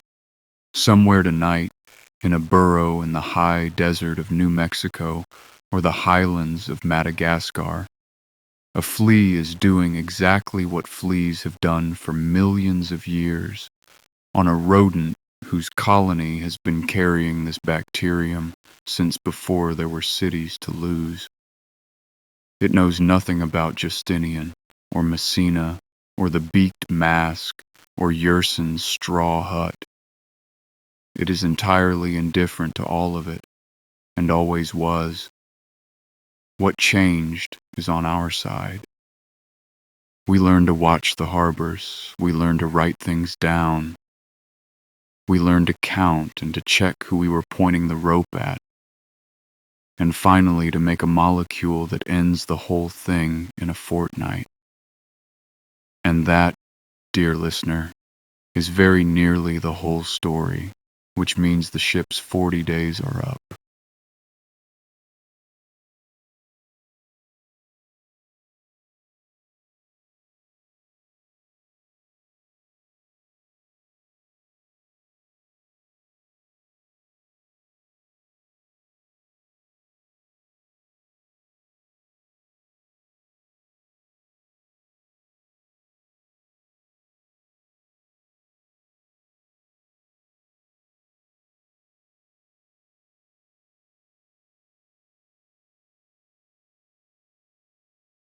Come back out to the harbor with me. It's nearly dawn now. The sky over the water has gone the color of weak tea, and the lamps along the mole are being put out one by one. The ship is still there, but there's movement aboard her now. The health officer's boat is pulling across the flat water with the last of the lantern light on its oars, and in a few minutes a man will climb the side and check a name against a page and sign it, and the ship will be free to come in. Her people will step ashore into an ordinary morning. A market, a tavern, someone's family, 40 days later than they intended and entirely alive. That's it. That's the whole invention. It has no drama in it at all, which is why it worked. None of tonight will be on the test. The bacterium and the burrow and the flea, with its blocked gut. Procopius grumbling about his emperor while the grain ships came in. The galleys at Messina in the autumn of 1347, the masters of Paris and their planets, the Beak that turned out to be 300 years too late. The ordinance of Ragusa on one page in 1377. The searchers of the dead and the haberdasher who added up their columns. The straw hut in Hong Kong. The rope drawn around the wrong thing in San Francisco, and the men who eventually put it around the rats instead. And a plastic bottle of capsules on a middle shelf, doing quietly what 4,000 years of medicine could not. If you're still awake, you have the constitution of a harbor officer, and we salute you. If you're mostly not, if the fire has gone soft and the words are coming from further away, then good. Let the ledger close. Nothing is going to happen for the rest of the night. The great work of this whole story was making that sentence ordinary. The lamps are out. The ship is coming in. And the rest, as always, is history. Good night.